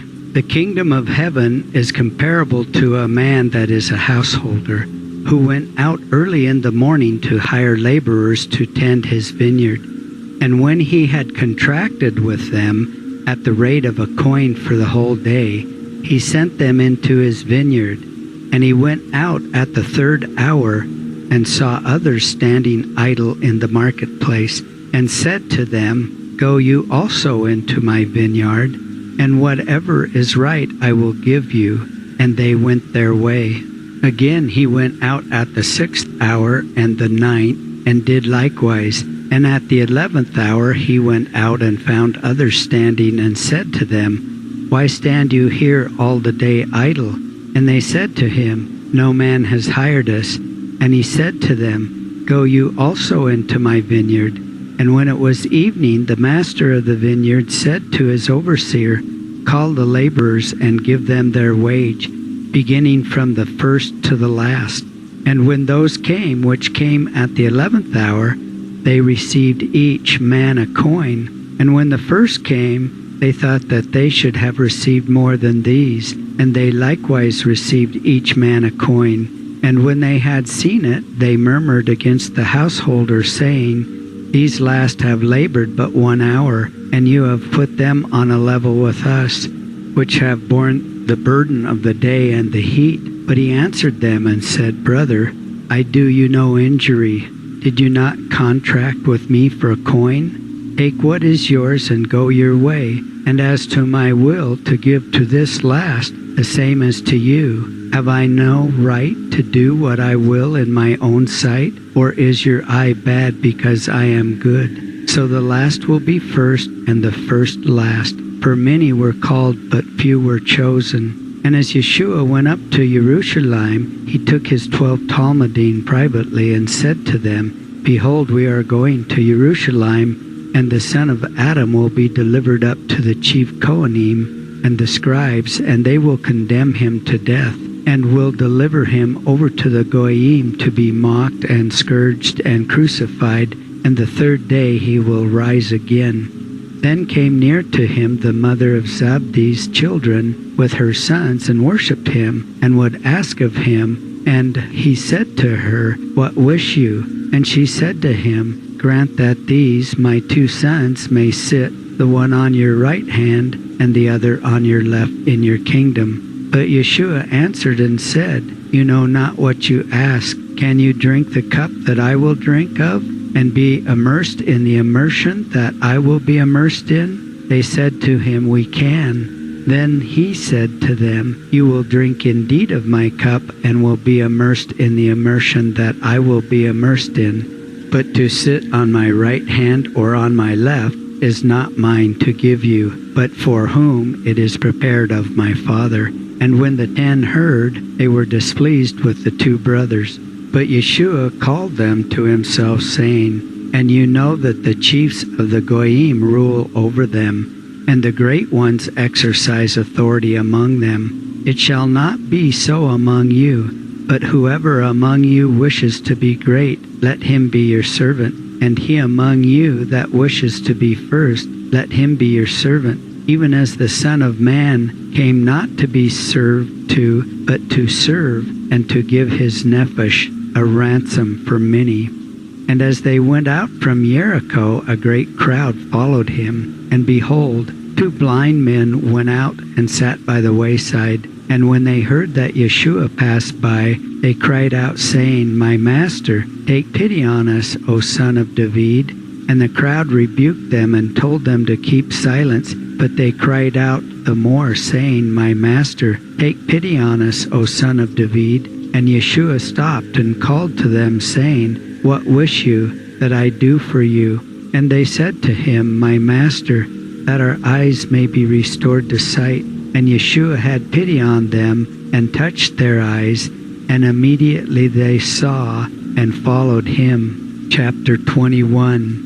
And when they came near to Jerusalem and had come to Bethphage, to the Mount of Olives, they sent Yeshua 2 Talmudim, and said to them, "Go to the enclosure which is before you, and right away you will find there an ass tied, and a foal by her side. Loose and bring them to me. And if any man say anything to you, you will say that my Master has need of them, and immediately he will let them go." And thus was to establish what was spoken by the prophet, who said, "Say to the daughter of Zion, Behold, your king comes to you, poor and riding upon an ass, even upon a foal, the offspring of an ass." And the Talmudim went and did as Yeshua commanded them, and brought the ass and the foal, and they put upon them their garments, and mounted him thereon. And a great crowd spread their garments in the way, and others cut down leafy branches of trees, and carpeted the way. And the multitude that went before him and behind him cried, saying, "Hosanna to the Son of David. Blessed is he that comes in the name of Yahuwah, Hosanna in the heights." And when he had come into Jerusalem, the whole city was seething, saying, "Who is this?" And the people said, "It is Yeshua the prophet from Nazareth of Galilee." And Yeshua entered into the temple of Elohim, and cast outside all the vendors and buyers in the temple, and overturned the tables of the money changers and the stalls of them that sold the doves, and said to them, "It is written, for my house will be called a house of prayer, but you have made it a robber's den." And the blind and the lame drew near to him in the temple, and he healed them. And when the chief Kohanim and the scribes saw the wonders that he did, and the children cried in the temple, saying, "Hosanna to the Son of David," they were displeased, and they said to him, "Hear you not what these say?" And Yeshua said to them, "Have you not read that out of the mouths of babes and sucklings you have found strength?" And he left them and went out of the city to Bethania, and lodged there. And as he returned in the morning to the city, he was hungry. And when he saw a fig tree by the wayside, he came to it, and found nothing thereon, but leaves only.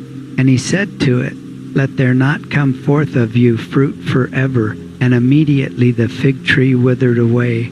And when the Talmudim saw, they marveled, saying, "How did it immediately wither away?" And Yeshua answered and said to them, Truly I tell you, if you will have trust and doubt not, you will not do such things to a fig tree only, but if you will say to this mountain, Be you lifted up and cast into the sea, it will come to pass, and whatever you will ask in prayer and trust, you will receive. And when he had come to the temple, the chief Kohanim and the elders of the people approached him as he was teaching, saying, By what authority do you do these things, and who gave you this authority? And Yeshua answered and said to them, I also will ask you this thing, which if you tell me, I in like wise will tell you, by what means I do what I am doing. The immersion of Yochanan, of where was it, of heaven or of men? And they reasoned with themselves and said,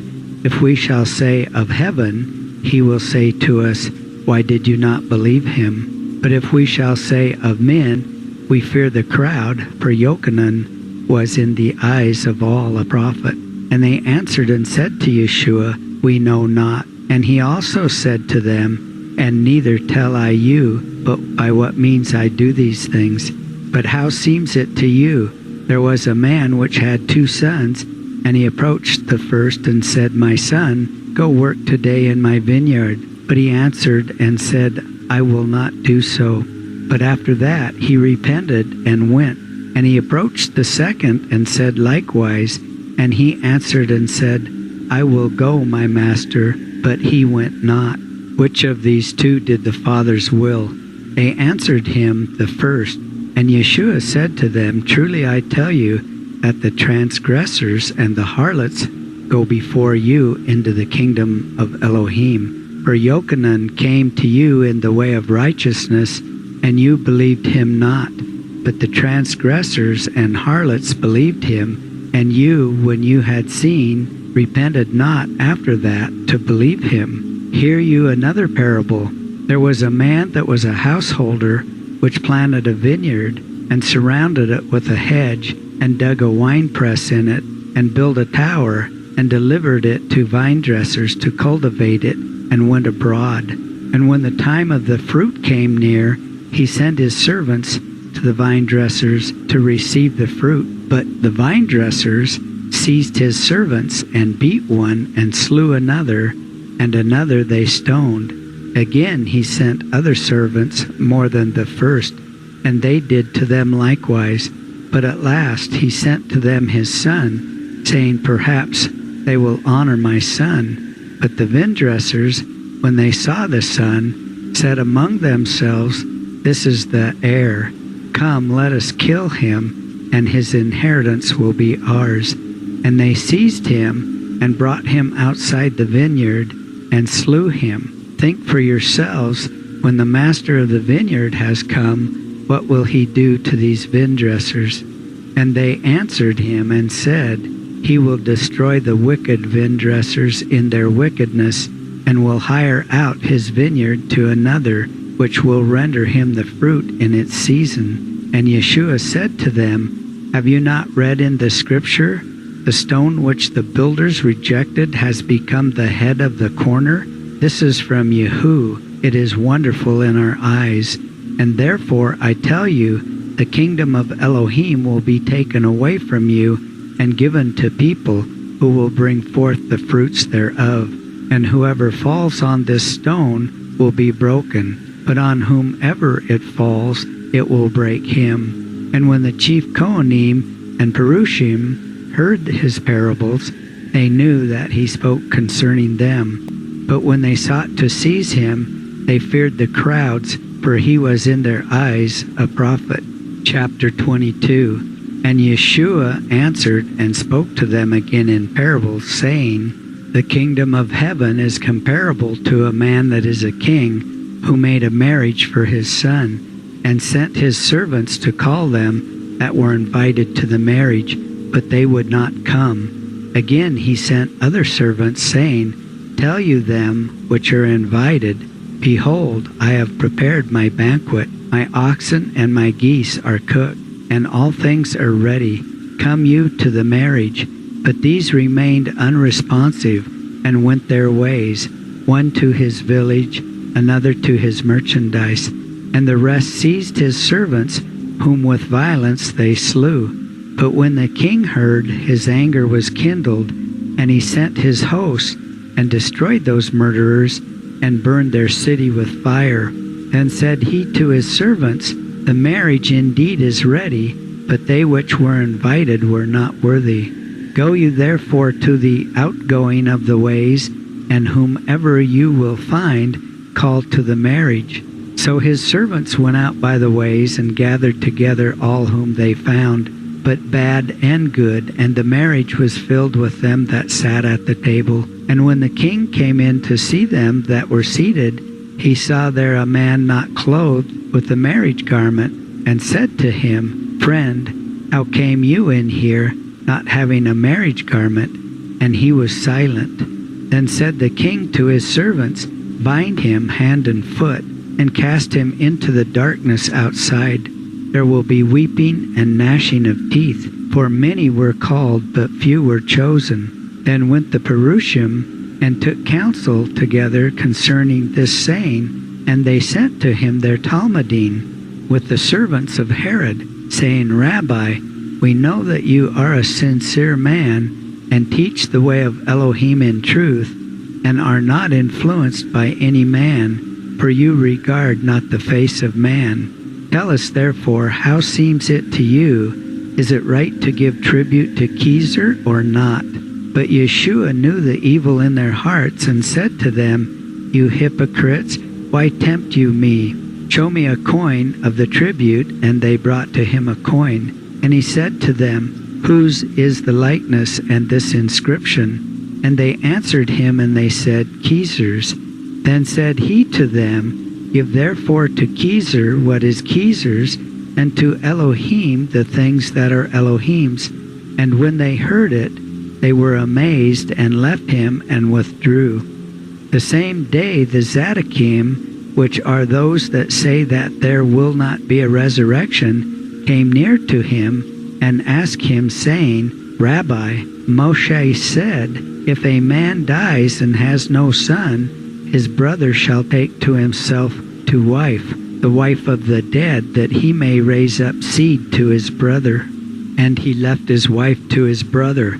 Likewise the second and the third until the seventh. And after that the woman died also. In the resurrection, whose will she be? Because all the seven were her husbands. And Yeshua answered and said to them, You do err, not knowing the scriptures nor the power of Elohim. For in the resurrection they marry not, neither are they betrothed, but are as the angels of Elohim in heaven. And concerning the resurrection of the dead, have you not read what was spoken by Elohim, who said to you, I am the Elohe of Abraham, I am the Elohe of Yitzhak, I am the Elohe of Yaakov, and he is not the Elohe of the dead, but Elohe of the living. And when the crowds heard, they were amazed concerning his teaching. But when the Perushim heard that he had silenced the Zadokim, they took counsel together. And one of them, which was a doctor of the Torah, asked him and tested him, and said to him, Rabbi, which is the greatest commandment in the Torah? And Yeshua answered him and said, You shall love Yahu, your Elohim, with all your heart, and with all your nephesh, and with all your might. This is the greatest commandment in the whole Torah, and this is the first. But the second is like it, and you shall love your neighbor as yourself. On these two commandments hang all the Torah and the prophets. Now while the Perushim were assembled, Yeshua asked them, saying, How seems it to you concerning the Messiah? Whose son is he? And they said to him, He is the son of David. But he said to them, How then spoke David by the Ruach HaKodesh, calling him my Adon, saying, Yehu said to my Adon, Sit you on my right hand, until I make your enemies the footstool of your feet. If David then calls him my Adon, how is he his son? And they could not return him a word, neither did any man wish again to question him further from that day. Chapter 23. Then spoke Yeshua to the crowds and to his Talmudim, saying, On Moshe's seat sit the scribes and Perushim, and all that they say to you observe and do. But do not you according to their works, for they say, but do not. For they bind up heavy and non-portable burdens and put them on men's shoulders, but they will not stagger around with them themselves. And so all their works they do, that they may be seen by the sons of men. For they make broad the straps of their tefillah, and enlarge the corners of their mantles, and love the principal couches at the suppers, and the principal seats in the synagogues, and benedictions in the market, and to be called by men Rabbi. But you shall not be called Rabbi, for one is your Rabbi, and that is the Messiah, and all of you are brothers. Also be not you called Father upon the earth, for one is your Father which is in heaven. Neither be you called teachers, for one is your teacher, and that is Messiah. Whoever will be greatest among you, let him be your servant.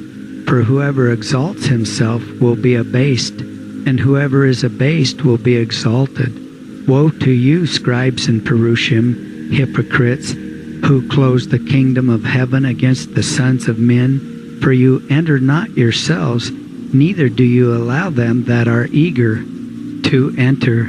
Woe to you, scribes and Perushim, hypocrites, who devour widows' houses in order to pray lengthy prayers, and therefore will receive a lengthy judgment. Woe to you, scribes and Perushim, hypocrites, who compass the sea and land in order to make one proselyte, and when he is made, you make him 2 times more a son of Gehenna than yourselves. Woe to you, blind guides, who say whoever swears by the temple is not obligated, but he that swears by the gold of the temple is obligated. Fools and blind, which is greater, the gold or the temple that sanctifies the gold? And whoever swears by the altar is not obligated, but he that swears by the gift that is upon it is obligated. O blind, which is greater, the gift or the altar that sanctifies the gift? He that swears by the altar swears by it, and by all things thereon. And he that swears by the temple swears by it, and by that which abides therein. And he that has sworn by heaven swears by the throne of Elohim, and by him that sits thereon. Woe to you, scribes and Perushim, hypocrites, who tithe mint and rue and cumin, and have neglected those things which are weightiest in the Torah, judgment, loving kindness, and trust. Those things ought you to have done, neither to have rejected these. Blind guides, who strain out a gnat and swallow the camel. Woe to you, scribes and Perushim, hypocrites, which clean the outside of the cup and the dish, but within they are full of extortion and uncleanness. Blind Perush, clean first that which is within the cup and dish, that the outside may be clean also. Woe to you, scribes and Perushim, hypocrites, for you are like whitened sepulchres, which appear outwardly fair to the sons of men, but within are full of the bones of the dead and all uncleanness. And so you also seem outwardly righteous to the sons of men, but within you are full of depravity and violence. Woe to you, scribes and Perushim, hypocrites, which build the sepulchres of the prophets, and adorn the sepulchres of the righteous, and say, If we had been in the days of our fathers, we would not have been their accomplices in the blood of the prophets. Therefore you are witnesses to yourself, that you have come by them which slew the prophets, and their children you are. Fill you up then the measure of your fathers, serpents and generation of vipers. How will you escape the judgment of Gehenna? Therefore I tell you, behold, I send to you prophets and the wise men and the scribes, and some of them you will kill and crucify, and some of them you will scourge with whips in your synagogues, and persecute from city to city, that upon you may come all the righteous blood which has been shed upon the earth, from Hevel the righteous to Zachariah ben Berechiah, whom you slew between the temple and the altar. Truly I tell you that all these things will come upon this generation. Jerusalem, Jerusalem, which kills the prophets and stones them which are sent to you, how many times would I have gathered your children together, even as a hen gathers her chickens under her wings, and you would not. Behold, your house is forsaken to you desolate. And I tell you that you will not see me hereafter, until you say, Blessed is he that comes in the name of Yahuwah. Chapter 24. And Yeshua went out, and as he was departing from the temple, his Talmudim came near in order to show him the buildings of the temple. But he answered them, saying, Regard you all of these things? Truly I tell you, there will not be left here a stone upon a stone that will not be overthrown. And as he sat upon the Mount of Olives, his Talmudim approached him privately, saying, Tell us, when will these things be? And what sign will there be at your coming and the end of the world? Then Yeshua answered and said to them, Let no man deceive you, for many will come in my name, saying, I am Messiah, and will deceive many. For you will hear of wars and rumors of wars. See that you are not foolish. It must be that such things be done, but the end is not yet. For nation will rise against nation, and kingdom against kingdom, and there will be pestilence, famine, and earthquakes in every place, and these are but the beginning of plagues. Then will they give you over to tribulation, and will slay you, and all goyim will hate you on account of my name. And then will many be offended, and a man will betray his neighbor. Yes, a man will hate his brother. And many false prophets will arise and will lead many astray. And because apostasy will abound, the love of many will wax cold. But whoever endures to the end, the same will be saved. And this good news of the kingdom will be proclaimed throughout the world, for a witness to all the goyim, and then will the end come. When you therefore will see the abomination of desolation spoken of by Daniel the prophet, he who said that it would stand in the set-apart place, whoever reads, let him understand.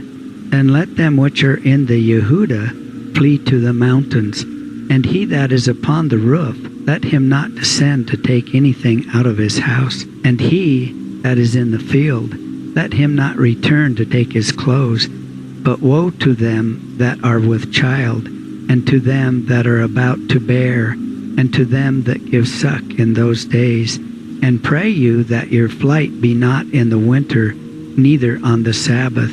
For then will be great tribulation, such as there has never been, from the beginning of the world until now, neither will be after it. And if those days had not been shortened, there should no flesh be saved. Only on account of the chosen, those days will be shortened.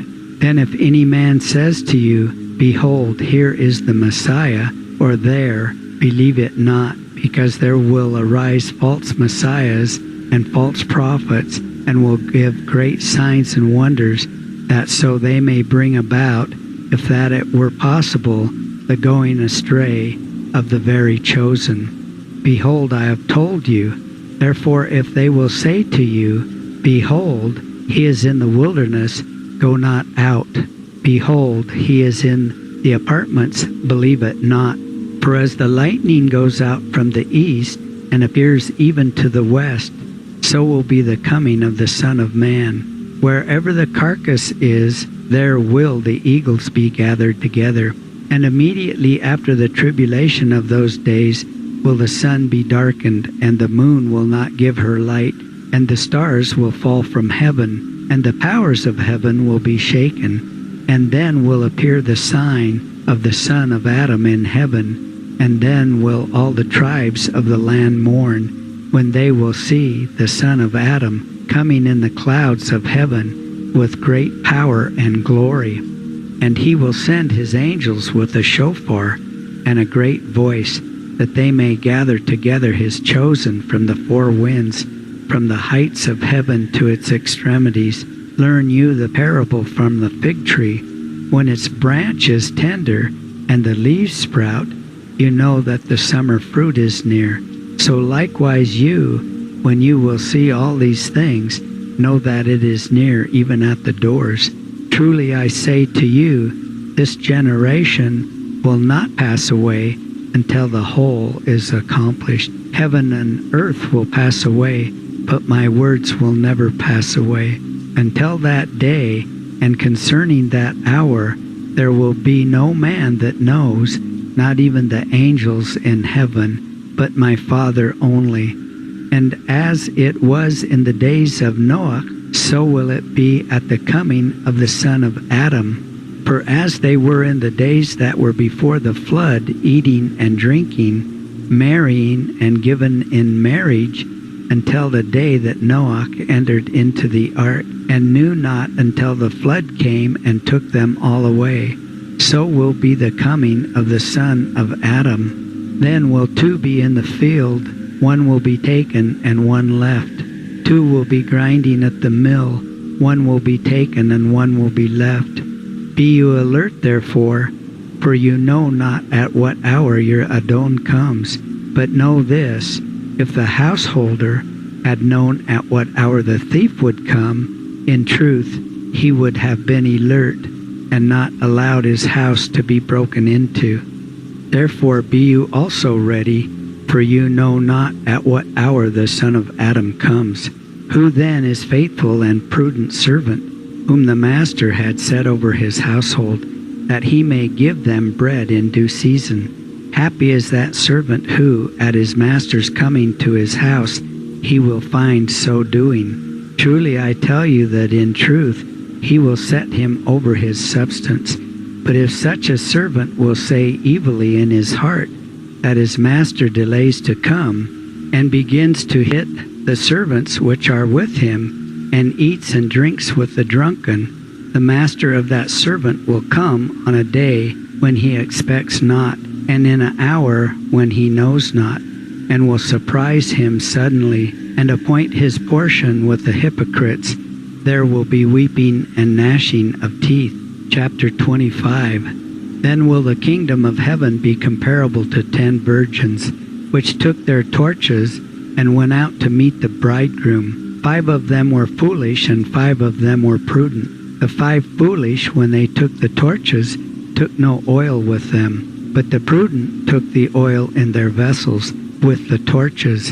And while the bridegroom was delayed, they all slumbered and slept. And at midnight there was a cry, Behold, the bridegroom has come. Go out now to meet him. Then all those virgins arose and made ready their torches. And the foolish said to the prudent, Give us now of your oil, for our torches are extinguished. But the prudent answered and said to them, We may not give you, lest there suffice not for us and you. But go now therefore to them that sell, and buy for yourselves. And while they went to buy, the bridegroom came, and they that were ready went in with him to the marriage, and the door was shut. And after that came the rest of the virgins, saying, My master, open to us. But he answered, saying, Amen, I say to you, I know you not. Be you alert therefore, for you know not the day and the hour when the Son of Adam comes. For it is like the man who went abroad, seafaring, and which called his servants, and delivered to them his substance.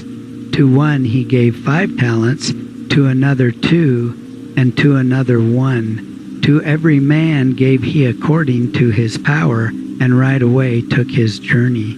Then he that had received the 5 talents went and traded with the same, and gained another 5. And likewise he that had received the 2 gained still another 2. But he that had received the 1 went and dug in the earth and hid it in the earth. And it came to pass that after a long time that master returned and made an accounting with them. So he that received the 5 talents came near and brought still another 5 talents, saying, My master, you delivered to me 5 talents, and behold, I have added to them still 5 others. And his master said to him, Aha, in that you have been a good servant, and faithful over a few, come, and I will give you charge over the many. Go enter into the joy of your master. He also that received the 2 talents came near and said, Master, you delivered to me the 2 talents, and behold, I have gained these 2 more. And his master said to him, Aha, and that you have been a good servant and faithful over the few, come now, and I will give you charge over the many. Go enter into the joy of your master.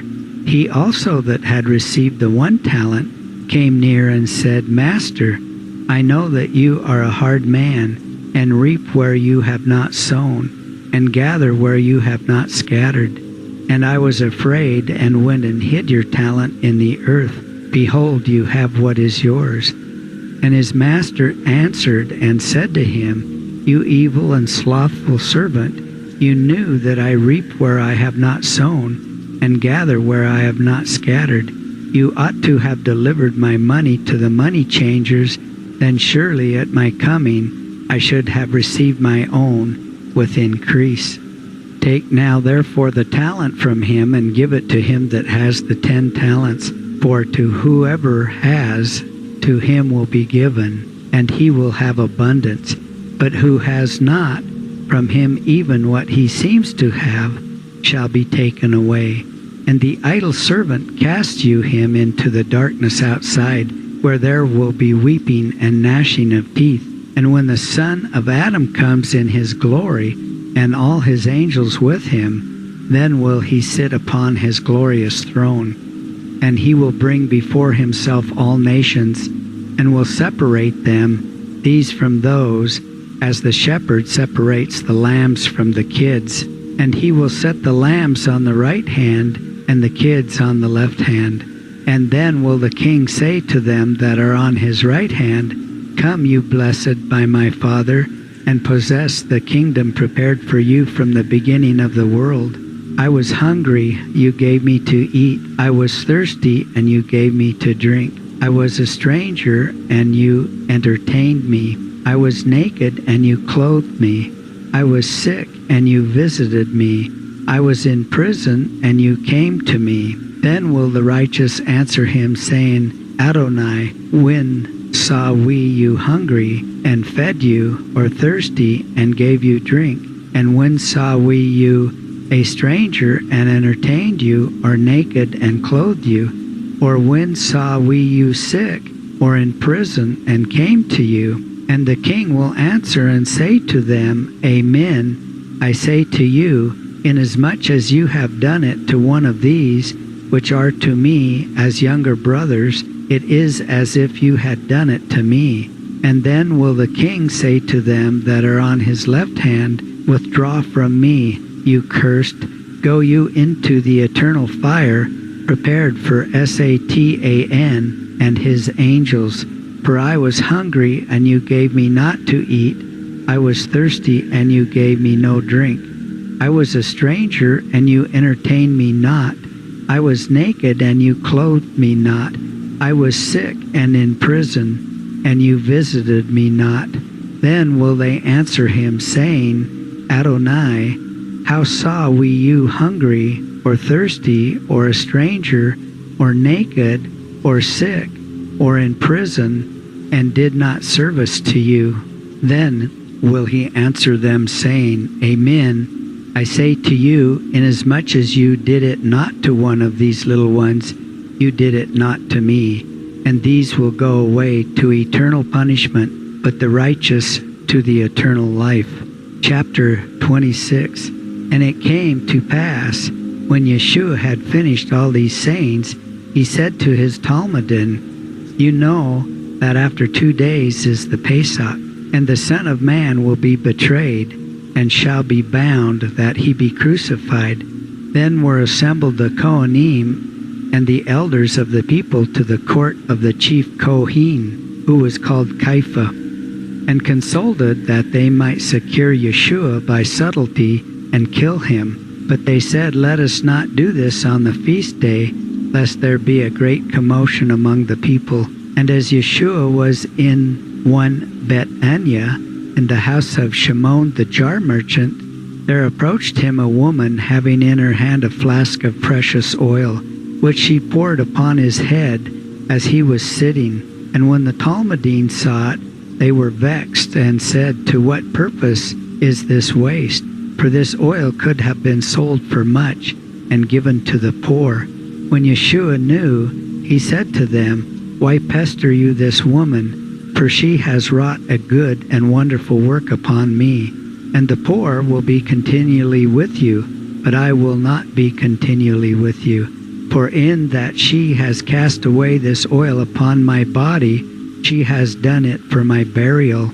Truly I tell you, in every place where this good news will be proclaimed throughout the world, there will be told of all that she has done for her name and her memorial." Then went one of his 12 Talmudim, and it was he which was called Yehuda, from Keriot, and went to the chief Kohanim, and said to them, "What will you give me, and I will deliver him to you?" And they allotted him 30 pieces of silver.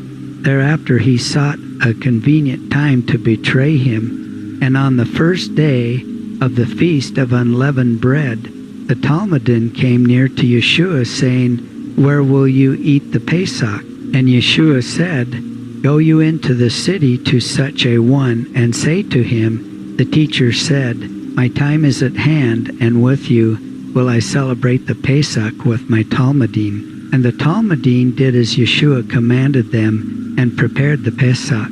And when it was evening, he sat down at the table with his 12 Talmudim. And as they did eat, he said, "Amen, I tell you that one of you will betray me." And their anger was kindled exceedingly, and each one began saying, "Am I he, my master?" But he answered and said, "He that dips the hand with me in the dish, the same will betray me. And surely the Son of Adam goes, as it is written of him. But woe to that man by whose hand the Son of Adam will be betrayed. It would have been good for that man if he had not been born." Then Yehuda, who betrayed him, answered and said, "Am I he, Rabbi?" And he said to him, "You have said." And it came to pass, as they sat down to eat, Yeshua took the bread, and blessed and broke, and gave to his Talmudim, saying, "Take you and eat this, which is my body." And afterwards he took the cup and blessed, and gave to them, saying, "Drink you all of it. For this is my blood of the new covenant, which is shed for many to atone for sinners. And I tell you, hereafter I will not drink of the fruit of the vine until that day when I drink it new with you in the kingdom of my Father which is in heaven." And when they had recited the psalm, they went out to the Mount of Olives. Then said Yeshua to them, "All you will be offended in me this night. It is written, Smite the shepherd, and the flock will be scattered. But after I have risen, I will go into Galilee before you." Then answered Kepha and said to him, "If they all will be offended, I will not be offended in you." And Yeshua said to him, "Amen, I tell you that this night before the rooster crows 3 times will you deny me." And Kepha said to him, "Even if I must die with you, I will not deny you." And so likewise said all the Talmudim. Then comes Yeshua with them to a village whose name was Geshmanim, and said to his Talmudim, "Sit you here, while I go yonder and pray." And he took with him Kepha and the 2 sons of Zebedee, and began to be grieved and downcast. And then said he to them, "My nephesh is grieved to death. Await you me here, and watch with me." And he passed on a little, and fell on his face and prayed, saying, "O Father, if it is possible that this cup pass away from me, let it be done. But let it not be done as I will, but as you will. And he came to his Talmudim and found them sleeping, and said to Kepha, Could you not watch with me a single hour? Awake and pray, that you enter not into temptation. The spirit indeed is watchful, but the flesh is frail. He went away again the second time and prayed, saying, O Father, if this cup cannot pass away from me, but I must drink it, be it as you will. And he came again and found them sleeping, for their eyes were heavy. And he went away again and prayed the third time, and said the same prayer as he had said already. Then came he to his Talmudim, and said to them, You have slept now and taken your rest. Behold, the hour is at hand, wherein the Son of Adam will be given into the hands of sinners. Arise and let us go. Behold, he draws near that betrays me.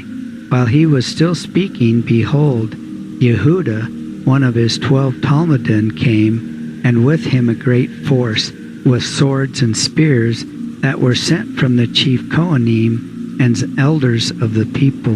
Now Yehuda, who betrayed him, had given a sign to those people which came with him, saying, Whomever I will kiss, that same is he. Secure you him. And forthwith he approached Yeshua, and said, Shalom, Rabbi, and kissed him. And Yeshua said to him, Beloved, why have you come? Then they came near and laid hands on Yeshua and seized him. And behold, one of them which was with Yeshua put out his hand and drew his sword, and struck the servant of the chief Cohen, and cut off his ear. Then said Yeshua to him, Return your sword to its place, for all they that take the sword will perish with the sword. Think you that I cannot ask of my Father that he should send now on my behalf more than 12 legions of angels? But how then will the scriptures be established which have written that in this way it must be done? In that same hour said Yeshua to the crowds, Have you come out to meet me as against a robber, with swords and spears to secure me? Every day I sat beside you and taught you in the temple, and you seized me not. But all this has come to pass to establish the scriptures of the prophets. Then all the Talmudim forsook him and fled. So they seized Yeshua and led him to Kepha, the chief Cohen. When the scribes and the elders were gathered together, and Kepha followed him afar off to the court of the chief Cohen, and entered into the Bet Din, and sat with the menials to see what would be the end. Now the chief Kohanim and the whole council sought false witness against Yeshua to deliver him up to death. But they found none, though there came forward many false witnesses. But at the last there came 2 false witnesses, and he said, I can pull down the temple of El, and before 3 days I can build it. Then the chief Cohen arose and said to him, Answer you nothing at all concerning these things which they witness against you? But Yeshua answered nothing, but was silent. Then the chief Cohen said to him, I adjure you by the living Elohim, that you tell us whether you are Messiah, the Son of Elohim. And Yeshua answered and said to him, You have said, therefore I say to you, hereafter you will see the Son of Adam that sits here on the right hand of the power of Elohim coming in the clouds of heaven. Then the chief Cohen tore his garments, saying, He has blasphemed. What further need have we of witnesses? Behold, you have heard now that he has blasphemed. How seems it to you? And they answered, saying, He is condemned to death. Then they spat in his face and struck him with the fist, and others put their hands upon his face, saying, Prophesy to us, O Messiah, who it is that assaulted you.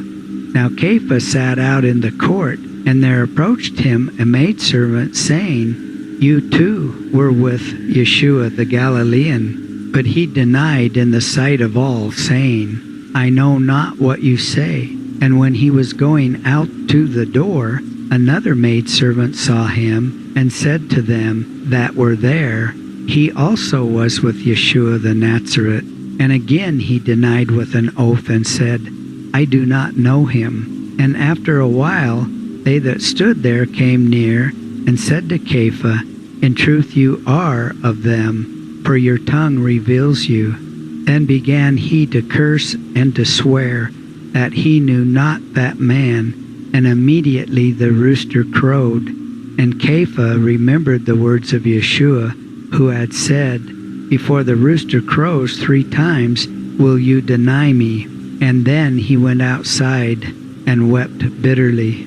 Chapter 27. And it came to pass in the morning that all the chief Kohanim and elders of the people were in a conclave together concerning Yeshua, in order to condemn him to death. And they bound him and led him away, and delivered him to Pontius Pilate the governor. Then Yehuda, who had betrayed him, saw that he was condemned to death, and repented, and brought again the 30 pieces of silver which had been given him, and gave them to the chief Kohanim and elders, saying, "I have sinned, in that I have betrayed the blood of the righteous." But they said, "What is that to us? See you to it." And he cast the 30 pieces of silver into the temple, and hanged himself with an halter. And the chief Kohanim took the pieces of silver and said, "It is not right to cast them into the treasury, for they are the price of blood." And they took counsel and bought with them a portion of the potter's field for the burial of strangers. Therefore the portion was called Kakel Damah to this day. Then was fulfilled that which was spoken by the prophet, who said, "And they took the 30 pieces of silver, a good price of him that was valued, whom they valued of the children of Israel, and gave them for the potter's portion, as Yehu appointed me." Now Yeshua stood before the governor, and the governor asked him, saying, "Are you king of the Jews?" And Yeshua answered him and said, "You say." But when the chief Kohanim and elders slandered him, he answered them nothing. Then said Pilate to him, "Hear you not the testimony which they witness against you?" But he answered him nothing, not even a single word, so that the governor marveled exceedingly. Now on the feast day it was the custom for the governor to bring out to the people one prisoner whom they would. And they had then in custody one prisoner, a bandit, whose name was called Barabbas. Therefore when they were assembled, Pilate said to them, "Who wish you that I release to you, Barabbas or Yeshua, which is called Messiah?" For he knew that for hatred they had delivered him up. And when he had sat down on the judgment seat, his wife sent to him, saying, "Have you nothing to do with this righteous man?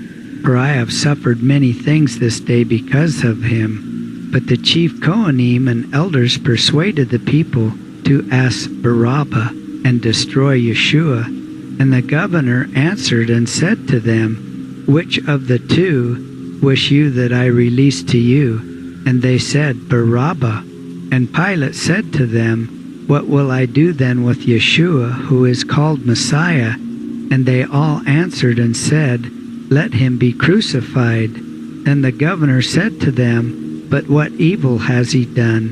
And they repeated and cried, "Let him be crucified." Then Pilate saw that he could prevail nothing, for a great commotion arose.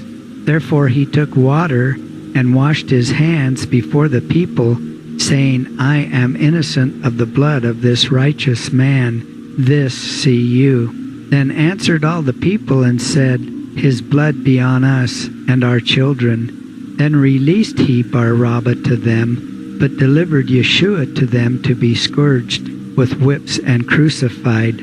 And then the soldiers of the governor took Yeshua and delivered him to them in the judgment hall, and gathered to him the whole crowd. And they stripped him and robed him in a scarlet tunic, and encircled his head with thorns for a crown, and placed a reed in his right hand, and bowed their knees before him, and mocked him, saying, Shalom to you, King of the Jews.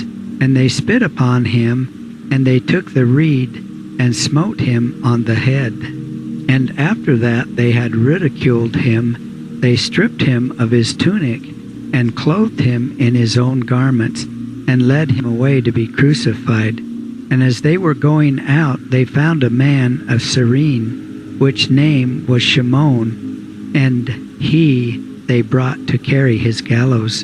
And when they had come to the place which is termed Golgotha, they gave him wine mingled with gall. And when he had tasted, he would not drink. And after they had crucified him, they parted his garments and cast lots, to fulfill that which was spoken by the mouth of the prophet, who said, They parted my garments among them, and upon my garments they cast lots. And they sat down and guarded him, and they set his sentence above his head. And thus it was written, This is Yeshua, King of the Jews. Then were crucified with him 2 robbers, one on the right hand, and one on the left hand. And all they that passed by were reviling him, and nodding their heads, saying, Aha, you that destroy the temple of Elohim, and in 3 days build it, save yourself. If you be the Son of Elohim, come down from the gallows. And likewise the chief Kohanim reviled him with the scribes and elders, saying, He saved others, but himself he cannot save. If he is the King of Israel, let him now come down from his gallows, and we will believe in him. He believed in Elohim, let him deliver him now, if he delight in him. For he said, I am the Son of Elohim. And so likewise the robbers which were crucified with him reproached him. Now from the 6th hour there was darkness over all the land, until the 9th hour. And at the 9th hour Yeshua cried with a loud voice, and said, My El, why have you forgotten me? And some of the men that stood by, when they heard, and said, He calls for Eliyahu. And one of them ran right away, and took the sponge, and filled it with vinegar, and put it on a reed, and gave him to drink. But the others said, Let be, and let us see if Eliyahu will come and deliver him. Then Yeshua cried again with a loud voice, and yielded up his spirit. And behold, the veil of the temple was torn in 2, from the top to the bottom, and the earth did quake, and the rocks were torn, and the sepulchres were open, and many bodies of the set-apart ones which were laid arose, and went out from the sepulchres after his resurrection, and entered into the set-apart city, and were seen by many. And the centurions which were with Yeshua to guard him, when they saw the earthquake and those things that had come to pass, were exceedingly afraid, and said, In truth, he was the Son of Elohim. Now many women were there, beholding afar off, which followed Yeshua from Galilee, serving him, among whom was Miriam from Magdala, and Miriam bat Yaakov, and the mother of Joseph, and the mother of Zabdi.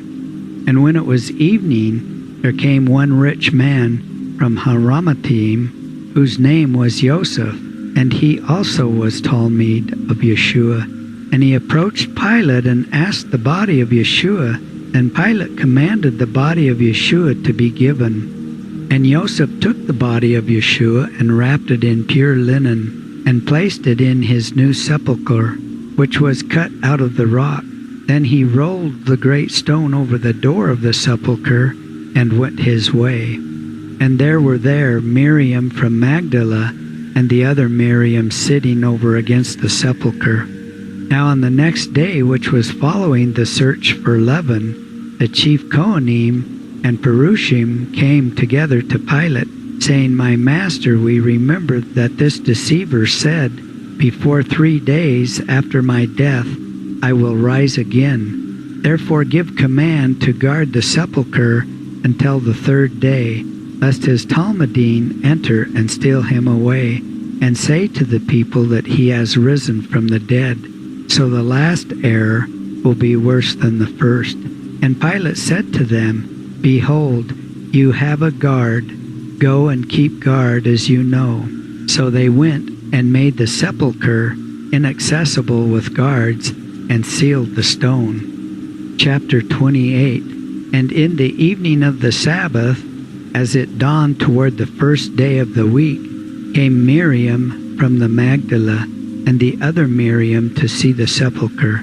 And behold, there had been a great earthquake, for the angel of Yehu had descended from heaven, and approached and rolled away the stone from the door, and sat on it. And his appearance was like lightning, and his garments like snow.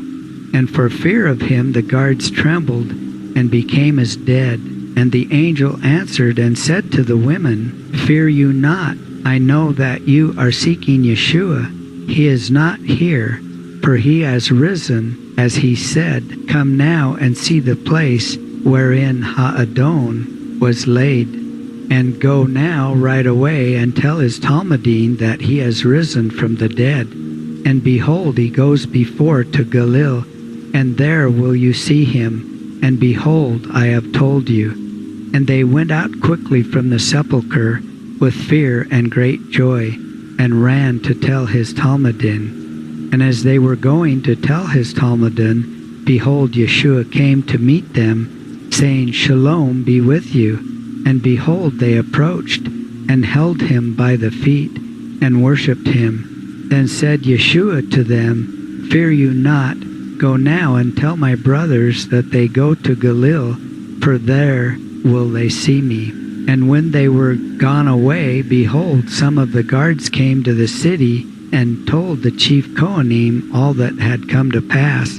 And when they had assembled the elders and had taken counsel, they gave much money to the soldiers, saying, Say you that his Talmudim came by night and stole him away while we lay down. And if this should be heard by the governor, we will persuade him and secure you. So they took the money and did as they were taught. And the saying is common among the Jews until this day. Then his 11 Talmudim went away to Galilee, to a mountain where Yeshua had appointed them. And they saw him and worshipped him, but some doubted. And Yeshua approached and spoke to them, saying, All authority is given to me in heaven and earth. Go you therefore and teach all the Goyim, and immerse them in the name of the Father and the Son and the Ruach HaKodesh, and teach them to observe all that I have commanded you. And here am I with you all the days